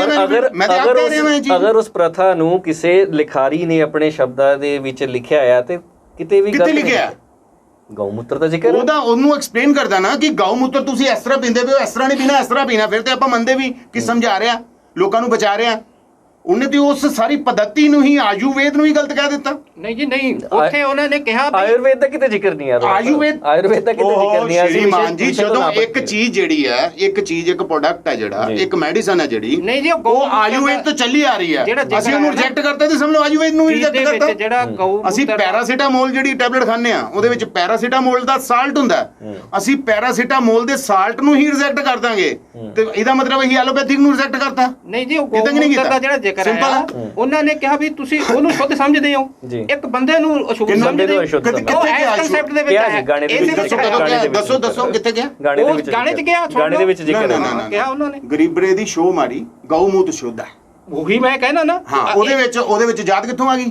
ਗਰੀਬੜਾ ਮਾੜਾ, ਉਹ ਤੁਹਾਨੂੰ ਦੱਸਿਆ ਜਿਹੜਾ ਮਾੜਾ ਉਹਨਾਂ ਨੇ ਗਰੀਬ। ਦੇਖੋ ਮੈਂ ਤੁਹਾਨੂੰ ਦੱਸ ਦਵਾਂ, ਇਸ ਸੰਸਾਰ ਦੇ ਵਿੱਚ ਪਰਮਾਤਮਾ ਨੇ ਨਹੀਂ ਤੁਸੀਂ ਸਿਰਫ 2.5 ਜਾਤਾਂ ਬਣਾ ਕੇ ਭੇਜੀਆਂ। ਮੇਰੀ ਬੇਨਤੀ ਸੁਣ ਲਓ। ਇਹ ਤਾਂ ਤੁਸੀਂ ਹੁਣ ਬਣਾ ਲੈਣੀਆਂ ਗੱਲਾਂ। ਅਸੀਂ ਕਿਉਂ ਬਣਾਈਆਂ? ਮੈਂ ਕਹਿੰਦਾ ਪਰਮਾਤਮਾ ਨੇ ਬਣਾ ਕੇ ਭੇਜੀਆਂ। ਤੁਸੀਂ ਗ੍ਰੰਥ ਵੇਖ ਲਓ, ਜਿੱਥੇ ਮਰਜ਼ੀ ਦੇਖ ਲਓ। ਇਹ ਤਾਂ ਹੁਣ ਬਣਾ ਲਿਆ ਬਚਣ ਦੇ ਲਈ। ਬਚਣ ਦੇ ਲਈ ਫਸੇ ਕਿੱਥੇ ਹੋਏ ਆ? ਸਦੀਆਂ ਤੋਂ ਫਸੇ ਕਿੱਥੇ ਹੋਏ ਆ? ਕਿ ਕੌਣ ਮਾਰਦਾ ਪਿਆ ਜਿਹੜਾ ਬਚਣ ਲਈ? ਤੋਂ 4 ਪੈਦਾ ਹੋਏ ਨੇ। ਨਹੀਂ ਪੈਰਾਂ ਚੋਂ ਪੈਦਾ ਹੋਇਆ। ਸਾਨੂੰ ਮਾਰਦਾ ਕੌਣ ਪਿਆ ਜਿਹੜੀ ਬਚਣ ਲਈ ਗੱਲ ਕਰਨੀ ਆਪਾਂ? ਨਹੀਂ, ਆਪਣੇ ਆਪ ਨੂੰ ਬਚਾ ਰਹੇ ਹਾਂ। ਆਪਣੇ ਆਪ ਨੂੰ ਕਿੱਦਾਂ ਬਚਾ ਰਹੇ ਆ? ਜੋ ਲਿਖਿਆ ਉਹਨੂੰ ਤੁਸੀਂ ਰਿਜੈਕਟ ਤਾਂ ਇਹ ਵੀ ਆ ਵੀ ਉਹ ਬ੍ਰਹਮਾ ਦੇ ਮੁਖ ਤੋਂ ਪੈਦਾ ਹੋਇਆ, ਬ੍ਰਾਹਮਣ ਮੁਖ ਤੋਂ ਪੈਦਾ ਹੋਇਆ। ਸੁਣ ਲਓ ਮੇਰੀ, ਇਹ ਗ੍ਰੰਥ ਨਹੀਂ ਕਹਿ ਰਹੇ, ਇਹ ਕੋਈ ਚਲਕ ਕਹਾਣੀਆਂ ਤਾਂ ਹੈ ਨਹੀਂ। ਦੇਖੋ ਗੱਲ ਹੈਗੀ ਆ, ਜਿਹੜੀਆਂ ਦਤਕ ਕਥਾਵਾਂ ਹੁੰਦੀਆਂ ਨਾ, ਇੱਕ ਮਿੰਟ ਮੇਰੀ ਗੱਲ ਸੁਣ ਲਓ। ਵਿੱਚ ਵੀ ਰਣਜੀਤ ਬਾਵੇ ਨੇ ਇਹੀ ਕਹਿਣ ਦੀ ਕੋਸ਼ਿਸ਼ ਕੀਤੀ ਆ ਵੀ ਤੁਸੀਂ ਗਊ ਮੂਤ ਨੂੰ ਸ਼ੁੱਧ ਸਮਝਦੇ ਹੋ, ਇੱਕ ਬੰਦੇ ਨੂੰ ਅਸ਼ੁੱਧ ਸਮਝਦੇ ਹੋ। ਉਹਦਾ ਇੱਕ ਮਿੰਟ ਬੰਦੇ ਨੂੰ ਅਸ਼ੁੱਧ ਸਮਝਦੇ ਹੋ, ਇਹਦੇ ਤੇ ਗੱਲ ਕਰਦਾ ਅਸੀਂ ਉਹਦੇ ਨਾਲ ਸਹਿਮਤ ਹੁੰਦੇ। ਗੀਤ ਇਦਾਂ ਹੀ ਬਣਦੇ ਹੁੰਦੇ ਆ ਜੀ, ਨੂੰ ਗਲਤ ਕਰਦਾ। ਗੀਤਾਂ ਦੇ ਵਿੱਚ ਇਸ਼ਾਰੇ ਹੁੰਦੇ ਨੇ ਬਚਾਉਣ ਵਾਸਤੇ, ਇੱਕ ਚੀਜ਼ ਨੂੰ ਡਿਫੈਂਡ ਕਰਨ ਵਾਸਤੇ ਕੰਪੈਰੀਜ਼ਨ ਕੀਤਾ। ਦੇਖੋ ਜੀ, ਕੰਪੇਅਰ ਕਰਨਾ, ਇੱਕ ਚੀਜ਼ ਨੂੰ ਡਿਫੈਂਡ ਕਰਨ ਵਾਸਤੇ ਤੁਸੀਂ ਦੂਜੀ ਚੀਜ਼ ਨੂੰ ਮਾੜੀ ਕਹਿ ਦੋਗੇ? ਤੁਸੀਂ ਡਿਫੈਂਡ ਕਰੋ, ਠੀਕ ਆ। ਗਰੀਬ ਨੂੰ ਮਾੜਾ ਕਹਿਣ ਦੇ ਹੋ, ਗਰੀਬ ਨੂੰ ਮਾੜਾ ਸਮਝਦੇ ਹੋ, ਠੀਕ ਹੈ, ਕਹੋ ਅਸੀਂ ਤੁਹਾਡੇ ਨਾਲ ਹਾਂ। ਬਿਲਕੁਲ ਸਹੀ ਕਿਹਾ ਬਾਵੇ ਨੇ ਕਿ ਗਰੀਬ ਦੀ ਗੱਲ ਕਰ ਰਿਹਾ, ਗੱਲ ਤਾਂ ਆਹੀ ਆ, ਗਰੀਬ ਦੀ ਗੱਲ ਕਰ ਰਿਹਾ, ਲੇਕਿਨ ਨਾਲ ਦੂਸਰੀ ਚੀਜ਼ ਨੂੰ ਰਿਜੈਕਟ ਕਰੀ ਜਾ ਰਿਹਾ। ਉਹ ਕਿਸ ਤਰ੍ਹਾਂ ਕਰ ਸਕਦਾ? ਅਰੋੜਾ ਸਾਹਿਬ, ਗਊ ਮੂਤਰ ਨੂੰ ਆਪਾਂ ਅੱਗੇ ਲੈ ਕੇ ਚੱਲਦੇ ਹਾਂ। ਉਸ ਅਰਕ ਦੀ ਗੱਲ ਕੀਤੀ ਹੈ। ਗਊ ਮੂਤਰ ਨੂੰ ਆਪਾਂ ਅੱਗੇ ਲੈ ਕੇ ਚੱਲਦੇ ਹਾਂ। ਇਸ ਵਿਸ਼ੇ ਨੂੰ ਆਪਾਂ ਥੋੜਾ ਜਿਹਾ ਹੁਣ ਡੂੰਘਾਈ ਚ, ਪੰਜ ਦਰਵਿਆ ਕਹਿੰਦੇ ਨੇ, ਉਹ ਚ ਤਾਂ ਸਿੱਧਾ ਹੀ ਪੈਂਦੇ ਨੇ। ਉਹ ਕੋਈ ਅਰਕ ਨਹੀਂ ਹੈ ਜਿਹਨੂੰ ਪੰਜ ਦਰਵਿਆ ਕਹਿੰਦੇ ਆ। ਤੁਹਾਨੂੰ ਕਿੰਨੇ ਕਿਹਾ ਸਿੱਧਾ ਪੈਂਦਾ? ਉਹਦੇ ਚ ਵੀ ਅਰਕ ਪੈਂਦਾ, ਉਹਦੇ ਚ ਵੀ ਅਰਕ ਪੈਂਦਾ। ਨਹੀਂ, ਆਪ ਤਾਂ ਇਹ ਕਿਹਾ ਜਾਂਦਾ ਨਾ ਵੀ ਗਊ ਭਾਈ ਸਾਹਿਬ, ਤੁਸੀਂ WhatsApp ਯੂਨੀਵਰਸਿਟੀ ਦੀਆਂ ਗੱਲਾਂ ਕਰਦੇ ਹੋ, ਸੋਸ਼ਲ ਮੀਡੀਆ ਤੇ ਤੁਹਾਨੂੰ ਮੈਸੇਜ ਆ ਜਾਂਦੇ ਹੋ, ਪੜ੍ਹੀ ਜਾਂਦੇ ਹੋ, ਉਹਦੇ ਤੇ ਤੁਸੀਂ ਤੁਰ ਪੈਂਦੇ ਹੋ। ਤੁਸੀਂ ਗਿਆਨ ਇਕੱਠਾ ਕਰੋ ਪਹਿਲੇ। ਗਊ ਮੂਤਰ ਦੇ ਵਿਸ਼ੇ ਤੇ ਆਪਾਂ ਆਨੇ ਆ। ਥੋੜਾ ਜਿਹਾ ਹੁਣ ਸੈਂਸਿਟਿਵ ਵਿਸ਼ਾ ਹੋ ਜਾਊਗਾ। CDRI ਇੱਕ ਲੈਬੋਰੇਟਰੀ ਹੈ ਲਖਨਊ ਦੀ, ਕਿਤੇ central drug research institute Lucknow. ਅੱਛਾ ਉਹਦੀ ਇੱਕ ਰਿਪੋਰਟ ਆਈ ਸੀਗੀ। ਰਿਪੋਰਟ ਦੇ ਵਿੱਚ ਇਹ ਜ਼ਿਕਰ ਕੀਤਾ ਗਿਆ ਸੀਗਾ ਕਿ ਜੋ ਵੀ ਇਹੋ ਜਿਹੇ ਵਾਈਟਾਮਿਨਸ ਨੇ, ਇਹੋ ਜਿਹੇ ਕੈਮੀਕਲਸ ਨੇ ਜਿਹੜੇ ਹੈਲਥ ਵਾਸਤੇ ਬੈਟਰ ਨੇ। ਕਿਤੇ ਮੈਂ ਮੇਰੀ ਗੱਲ ਖਤਮ ਹੋਣ ਦਿਓ ਪਲੀਜ਼। ਜਿਹੜੇ ਹੈਲਥ ਸਾਡੀ ਬਾਡੀ ਵਾਸਤੇ ਜਾਂ ਸਾਡੀ ਇਮਿਊਨਿਟੀ ਨੂੰ ਸਟਰੋਂਗ ਕਰਨ ਵਾਸਤੇ, ਸਾਡੀ ਐਨਰਜੀ ਨੂੰ ਬੂਸਟ ਕਰਨ ਵਾਸਤੇ ਗਊ ਮੂਤਰ ਦੇ ਵਿੱਚ ਕੁਝ ਇਹੋ ਜਿਹੇ 24 ਤੱਤ ਨੇ ਜਿਹੜੇ ਸਾਨੂੰ ਕੈਂਸਰ ਤੋਂ ਬਚਾਉਂਦੇ ਨੇ ਜਾਂ ਸਾਡੀ ਇਮਿਊਨਿਟੀ ਨੂੰ ਸਟਰੋਂਗ ਕਰਦੇ ਨੇ, ਸਾਡੀ ਐਨਰਜੀ ਬੂਸਟ ਕਰਦੇ ਨੇ, ਸਾਨੂੰ ਸਾਹ ਲੈਣ ਦੀਆਂ ਜੇ ਕੋਈ ਪ੍ਰੋਬਲਮ ਆਉਂਦੀ ਹੈ, ਰੈੱਡ ਬਲੱਡ ਸੈਲਸ ਬਣਾਉਣ ਵਾਸਤੇ। ਇਹ ਸਾਰੇ ਜ਼ਿਕਰ CDRI ਦੀ ਰਿਪੋਰਟ ਦੇ ਵਿੱਚ ਹੈ, ਮੈਂ ਨਹੀਂ ਕਹਿ ਰਿਹਾ ਤੱਤ ਨੇ। ਔਰ ਇੱਕ ਰਿਪੋਰਟ ਹੋਰ ਹੈ ਜਿਹਦੇ ਵਿੱਚ ਜਿਹੜਾ ਮਾਨਵ ਵੀਰੇ ਆ, ਮਾਨਵ ਜਿਹੜਾ ਵੀਰੇਜ ਹੈ ਸਾਡਾ, ਠੀਕ ਹੈ, ਉਹਦੇ ਵਿੱਚ ਗਊ ਮੂਤਰ ਨਾਲੋਂ ਜ਼ਿਆਦਾ ਤੱਤ ਨੇ। ਠੀਕ ਹੈ, ਜ਼ਿਆਦਾ ਹੈਲਥ ਵਾਈਜ਼ ਜੇ ਆਪਾਂ ਗੱਲ ਕਰੀਏ, ਪ੍ਰੋਟੀਨਸ ਦੀ ਗੱਲ ਕਰੀਏ ਜਾਂ ਕੁਝ ਕੈਮੀਕਲਸ ਦੀ ਗੱਲ ਕਰੀਏ, ਤੇ ਮਾਨਵ ਵੀਰੇਜ ਦੇ ਵਿੱਚ ਜ਼ਿਆਦਾ ਨੇ। ਤੇ ਫਿਰ ਮਾਨਵ ਵੀਰੇਜ ਦਾ ਵੀ ਸੇਵਨ ਕਰਨਾ ਚਾਹੀਦਾ ਹੈ। ਠੀਕ ਹੈ, ਇਹਦੇ 'ਚ ਮੈਂ ਤੁਹਾਨੂੰ ਕਲੀਅਰ ਕਰਾਂਗਾ। ਮੈਨੂੰ ਇਹ ਦੱਸੋ, ਕਿਆ ਇਨਸਾਨ ਨੂੰ ਖਾਂਦਾ? ਉਹਦਾ ਮੀਟ ਮਾਸ ਉਹਦਾ ਖਾਂਦਾ? ਨਹੀਂ ਖਾਂਦਾ ਨਾ। ਮੇਰੇ ਖਿਆਲ ਨਾਲ ਜਵਾਬ ਮਿਲ ਗਿਆ ਕਿ ਉਹ ਆਪਣੀ ਹੀ ਸਰੀਰ ਚੋਂ ਨਿਕਲੀ ਹੋਈ ਚੀਜ਼ ਨੂੰ ਆਪ ਹੀ ਕਿਸ ਤਰ੍ਹਾਂ ਸੇਵਨ ਕਰ ਲੇਗਾ। ਮੇਰੇ ਖਿਆਲ ਨਾਲ ਥੋੜਾ ਕਿਹਾ ਤੇ ਬਹੁਤਾ ਸਮਝ ਗਏ ਤੁਸੀਂ। ਨਹੀਂ, ਮੇਰਾ ਦੇਖੋ, ਦੂਸਰੀ ਗੱਲ ਤੁਹਾਨੂੰ ਦੱਸ ਦਵਾਂ ਕਿ ਇਸ ਗਊ ਮੂਤਰ ਤੇ ਕੰਮ ਤੈਨੂੰ ਗਾਉਂਦੇ, ਅਸੀਂ ਕੰਪੈਰੀਜ਼ਨ ਦੀ ਗੱਲ ਕਰ ਰਹੇ ਹਾਂ, ਅਸੀਂ ਗੱਲ ਕਰ ਰਹੇ ਹਾਂ, ਲੇਕਿਨ ਇਹਦੇ ਵਿੱਚ ਗੱਲ ਕੰਪੈਰੀਜ਼ਨ ਦੀ ਹੈ ਕਿ ਜੇ ਆਪਾਂ ਨਿਊਟ੍ਰੀਐਂਟਸ ਦੀ ਗੱਲ ਕਰੀਏ ਤੇ ਸ਼ਾਇਦ ਨਿਊਟ੍ਰੀਐਂਟਸ ਜ਼ਿਆਦਾ ਹੀ ਹੋਣਗੇ ਇਨਸਾਨੀ ਵੀਰੇਜ ਦੇ ਵਿੱਚ ਗਊ ਮੂਤਰ ਦੇ ਨਾਲੋਂ ਜ਼ਿਆਦਾ, ਤੇ ਫਿਰ ਤੇ ਮੇਰੇ ਹਿਸਾਬ ਨਾਲ ਕੰਪੈਰੀਟਿਵਲੀ ਉਹਦਾ ਸੇਵਨ ਕਰਨਾ ਮਚ ਬੈਟਰ ਹੈ। ਨਹੀਂ, ਮਚ ਬੈਟਰ ਤੇ ਹੈ, ਉਹ ਐਗਰੀ ਹੋ ਗਿਆ। ਜੇ ਅਸੀਂ ਉਹਦਾ ਕੰਪੈਰੀਜ਼ਨ ਕਰੀਏ ਤੇ ਉਹ ਜ਼ਿਆਦਾ ਸਟਰੋਂਗ ਹੈ ਤੁਹਾਡੇ ਕਹਿਣ ਦੇ ਹਿਸਾਬ ਨਾਲ, ਜਾਂ ਉਹ ਸੰਸਥਾ ਦੇ ਹਿਸਾਬ ਨਾਲ। ਮੈਂ ਨਹੀਂ ਕਹਿ ਰਿਹਾ, ਬਕਾਇਦਾ ਰਿਪੋਰਟਸ ਨੇ। ਮੈਂ ਉਹੀ ਕਹਿੰਦਾ, ਜਾਂ ਉਸ ਸੰਸਥਾ ਦੇ ਹਿਸਾਬ ਨਾਲ ਜਿੰਨੇ ਗੱਲ ਕੀਤੀ ਹੈ। ਬਿਲਕੁਲ, ਮੈਂ ਉਹ ਰਿਪੋਰਟ ਪੜ੍ਹੀ ਨਹੀਂ। ਪਹਿਲੀ ਗੱਲ ਆਪਾਂ ਮੰਨ ਲੈਂਦੇ ਹਾਂ ਕਿ ਹਾਂ ਉਹ ਸਹੀ ਹੈ, ਮੈਂ ਉਹਨੂੰ ਰਿਜੈਕਟ ਨਹੀਂ ਕਰਦਾ। ਮੈਂ ਮੰਨ ਲੈਂਦਾ ਵਾਂ ਕਿ ਉੱਥੇ ਇਹ ਗੱਲ ਕਹੀ ਗਈ ਹੈ, ਪਰ ਮੇਰਾ ਫੇਰ ਇਹੋ ਹੀ ਸਪਸ਼ਟ ਇਹਦਾ ਜਵਾਬ ਇਹੋ ਹੀ ਹੈ ਕਿ ਇਨਸਾਨ ਆਪਣੇ ਕੋਲੋਂ ਛੱਡੀ ਹੋਈ, ਵਿਸਰਜਿਤ ਕੀਤੀ ਹੋਈ ਚੀਜ਼ ਆਪ ਹੀ ਧਾਰਨ ਨਹੀਂ ਕਰਦਾ। ਉਹ ਉਹਦੇ ਮਲ ਮੂਤਰ ਦੇ ਵਿੱਚ ਆ ਜਾਂਦੀ ਹੈ। ਉਹਦਾ ਵੀਰੇ ਵੀ ਉਹਦੇ ਮੂਤਰ ਦੇ ਵਿੱਚ ਹੀ ਕਾਊਂਟ ਹੁੰਦਾ ਤੇ ਉਹ ਵੀ ਗਊ ਮੂਤਰ ਵੀ ਤਾਂ ਮੂਤਰ ਦੀ ਕੈਟੇਗਰੀ। ਪਰ ਉਹ ਸਾਡਾ ਨਹੀਂ ਹੈ ਨਾ। ਅਸੀਂ ਮੁਰਗਾ ਨਹੀਂ ਖਾਂਦੇ, ਅਸੀਂ ਬੱਕਰਾ ਨਹੀਂ ਖਾਂਦੇ। ਕਿਉਂ ਖਾਂਦੇ ਆ ਫਿਰ? ਅਸੀਂ ਬੱਕਰਾ ਮੁਰਗਾ ਕਿਉਂ ਖਾਂਦੇ ਆ? ਅਸੀਂ ਜਿਸ ਗਊ ਦਾ ਆਪਾਂ ਅੱਜ ਕਹਿਣ ਡਿਆ ਕਿ ਉਹਦਾ ਅਰਗ ਮਾੜਾ, ਅਸੀਂ ਉਹਦਾ ਦੁੱਧ ਵੀ ਤਾਂ ਪੀਂਦੇ ਆ। ਸੋ ਦਰਸ਼ਕੋ, ਤੁਸੀਂ ਇਸ ਖਾਸ ਗੱਲਬਾਤ ਦੇ ਵਿੱਚ ਦੋਨਾਂ ਧਿਰਾਂ ਦੀ ਰਾਏ ਸੁਣੀ ਹੈ। ਅਰੋੜਾ ਸਾਹਿਬ, ਲਾਸਟ ਸਵਾਲ ਮੈਂ ਤੁਹਾਡੇ ਕੋਲੋਂ ਲਵਾਂਗਾ। ਅਸੀਂ ਜ਼ਿਆਦਾ ਲੰਬਾ ਸਮਾਂ ਨਹੀਂ ਲਵਾਂਗੇ। ਤੁਸੀਂ ਸਿਰਫ ਜਿਹੜਾ ਤੁਹਾਡਾ ਰੋਸ਼ ਹੈ ਉਸ ਨੂੰ ਤੁਸੀਂ ਪ੍ਰਗਟ ਕੀਤਾ। ਤੁਸੀਂ ਅਗਰ ਸਰਕਾਰ ਕੋਲੋਂ ਕੋਈ ਮੰਗ ਕਰਨਾ ਚਾਹੋ ਤਾਂ ਕੀ ਮੰਗ ਕਰਨਾ ਚਾਹੋਗੇ? ਇੱਕ ਵਾਰੀ ਦਰਸ਼ਕਾਂ ਦੇ ਰੂਬਰੂ। ਬਸ ਮੈਂ ਪੰਜਾਬ ਸਰਕਾਰ ਨੂੰ ਇਹੀ ਬੇਨਤੀ ਕਰਾਂਗਾ ਕਿ ਇੱਕ ਸੈਂਸਰ ਬੋਰਡ ਦੀ ਸੰਰਚਨਾ ਕੀਤੀ ਜਾਵੇ, ਜਿਹਦੇ ਵਿੱਚ ਪ੍ਰਸ਼ਾਸਨਿਕ ਅਧਿਕਾਰੀ ਔਰ ਅਲੱਗ-ਅਲੱਗ ਸੰਪਰਦਾਇ ਦੇ ਜਿਹੜੇ ਲੋਕ ਹੈ ਉਹਨਾਂ ਨੂੰ ਸ਼ਾਮਿਲ ਕੀਤਾ ਜਾਵੇ ਔਰ ਕੋਈ ਵੀ ਚੀਜ਼ ਪਬਲਿਕ ਦੇ ਸਾਹਮਣੇ ਆਉਣ ਤੋਂ ਪਹਿਲੇ ਉਹਨੂੰ ਸੈਂਸਰ ਕਰਕੇ ਹੀ ਭੇਜਿਆ ਜਾਵੇ। ਬਹੁਤ ਬਹੁਤ ਸ਼ੁਕਰੀਆ ਅਰੋੜਾ ਸਾਹਿਬ। ਲਾਭ ਸਿੰਘ ਜੀ, ਅਸੀਂ ਹੁਣ ਅੰਤ ਦੇ ਵੱਲ ਜਾ ਰਹੇ ਹਾਂ। ਸੋ ਦਰਸ਼ਕਾਂ ਦੇ ਰੂਬਰੂ ਤੁਸੀਂ ਇਸ ਵੇਲੇ ਹਜ਼ਾਰਾਂ ਹੀ ਦਰਸ਼ਕ ਤੁਹਾਨੂੰ ਦੇਖ ਰਹੇ ਨੇ। ਤੁਸੀਂ ਆਪਣੀ ਰਾਏ ਕਿਤੇ ਨਾ ਕਿਤੇ ਤੁਸੀਂ ਇਸ ਗਾਣੇ ਦੇ ਪੱਖ ਦੇ ਵਿੱਚੋਂ ਤੁਸੀਂ ਆਪਣੀ ਰਾਏ ਦਰਸ਼ਕਾਂ ਦੇ ਸਾਹਮਣੇ ਰੱਖੋ ਔਰ ਅਸੀਂ ਇਸ ਵੇਲੇ ਅੰਤ ਦੀ ਔਰ ਜਾ ਰਹੇ ਹਾਂ। ਨਹੀਂ, ਦੇਖੋ ਜੀ, ਇਹ ਤਾਂ ਜਿਹੜਾ ਗੀਤ ਆ ਨਾ, ਮੈਂ ਤੁਹਾਨੂੰ ਪਹਿਲਾਂ ਹੀ ਦੱਸਿਆ, ਹਜ਼ਾਰਾਂ ਸਾਲਾਂ ਦੀ ਜਿਹੜੀ ਵਿਵਸਥਾ ਬਣੀ ਹੋਈ ਆ, ਵਹਿਮਾਂ ਭਰਮਾਂ ਪਖੰਡਾਂ ਦੀ, ਜਾਤ ਪਾਤ ਦੀ, ਊਚ ਨੀਚਤਾ ਦੀ, ਉਹਦੇ ਖਿਲਾਫ ਇੱਕ ਆਵਾਜ਼ ਆ। ਜੇ ਕਿਸੇ ਨੂੰ ਨਹੀਂ ਚੰਗੀ ਲੱਗਦੀ, ਉਹ ਨਹੀਂ ਸਹਿਮਤ ਹੋ ਰਿਹਾ। ਜਿਹਨਾਂ ਨੂੰ ਚੰਗੀ ਲੱਗਦੀ ਆ ਉਹ ਕਰੋੜਾਂ ਲੱਖਾਂ ਸਹਿਮਤ ਵੀ ਨੇ। ਇਹੋ ਜਿਹੀ ਕੋਈ ਗੱਲ ਨਹੀਂ ਹੈਗੀ। ਬਾਕੀ ਅਦਾਲਤ ਫੈਸਲਾ ਕਰੂ, ਜੋ ਉਹ ਤਾਂ ਅਗਲੀਆਂ ਗੱਲਾਂ ਨੇ ਨਾ। ਹੁਣ ਇਹ ਤਾਂ ਇੱਕ ਜਨਤਾ ਦੀ ਕਚਹਿਰੀ 'ਚ ਕੇਸ, ਜਨਤਾ ਦੀ ਕਚਹਿਰੀ ਵੱਡੀ ਪੱਧਰ ਤੇ ਸਹਿਮਤ ਹੈ ਇਸ ਚੀਜ਼ ਨਾਲ ਵੀ ਜੋ ਉਹਨੇ ਕੀਤਾ ਵਧੀਆ ਕੀਤਾ। ਸੋ ਦਰਸ਼ਕੋ, ਅੱਜ ਦੀ ਖਾਸ ਗੱਲਬਾਤ ਦੇ ਵਿੱਚ ਤੁਸੀਂ ਰਣਜੀਤ ਬਾਵਾ ਦੇ ਬਹੁਤ ਚਰਚਿਤ ਗਾਣੇ ਬਾਰੇ ਵਿਚਾਰ ਸੁਣੇ। ਵਿਸ਼ਵ ਹਿੰਦੂ ਪਰਿਸ਼ਦ ਦੇ ਵੀ ਔਰ ਸਿੱਖ ਕਮਿਊਨਿਟੀ ਦੇ ਵੀ ਕੀ ਵਿਚਾਰ ਨੇ ਉਹਨਾਂ ਨੂੰ ਤੁਸੀਂ ਸੁਣਿਆ। ਕਿਤੇ ਨਾ ਕਿਤੇ ਅਸੀਂ ਲਿਖਾਰੀਆਂ ਨੂੰ ਵੀ ਔਰ ਗਾਇਕਾਂ ਨੂੰ ਵੀ ਇਹ ਬੇਨਤੀ ਕਰਾਂਗੇ ਕਿ ਆਪਣੇ ਗਾਣਿਆਂ ਦੀ ਚੋਣ ਕੁਛ ਇਸ ਤਰੀਕੇ ਨਾਲ ਕਰੋ ਤਾਂ ਕਿ ਕਿਸੇ ਵੀ ਧਾਰਮਿਕ ਸਮਾਜ ਨੂੰ, ਕਿਸੇ ਦੀ ਵੀ ਧਾਰਮਿਕ ਭਾਵਨਾ ਨੂੰ ਠੇਸ ਨਾ ਪਹੁੰਚੇ। ਔਰ ਦਰਸ਼ਕੋ, ਤੁਹਾਡੇ ਅੱਗੇ ਵੀ ਅਸੀਂ ਇਹ ਬੇਨਤੀ ਕਰਦੇ ਹਾਂ ਕਿ ਆਪਣੀ ਰਾਏ ਵੀ ਤੁਸੀਂ ਕਮੈਂਟਾਂ ਦੇ ਵਿੱਚ ਜ਼ਰੂਰ ਜ਼ਾਹਿਰ ਕਰੋ, ਕਿਉਂਕਿ ਤੁਹਾਡੀ ਰਾਏ ਸਾਨੂੰ ਹੌਸਲਾ ਦਿੰਦੀ ਹੈ ਅੱਗੇ ਵਧਣ ਦਾ ਔਰ ਨਿਡਰਤਾ ਅਤੇ ਨਿਰਪੱਖਤਾ ਦੇ ਨਾਲ ਪੱਤਰਕਾਰਿਤਾ ਕਰਨ ਦਾ। ਕਿਉਂਕਿ ਦੇਸ਼ ਦੁਨੀਆ ਇੱਕ ਇਹੋ ਜਿਹਾ ਚੈਨਲ ਹੈ ਜਿਹੜਾ ਕਿਸੇ ਵੀ ਵਿਸ਼ੇ ਨੂੰ ਸਿਰਫ ਔਰ ਸਿਰਫ ਸੱਚ ਦੇ ਤਰਾਜੂ 'ਤੇ ਤੋਲਦਾ ਆ। ਇਸੇ ਦੇ ਨਾਲ ਹੀ ਮੈਂ ਅਨੂਪ ਬੈਂਸ ਤੁਹਾਡੇ ਕੋਲ ਇਜਾਜ਼ਤ ਚਾਹਾਂਗਾ। ਧੰਨਵਾਦ।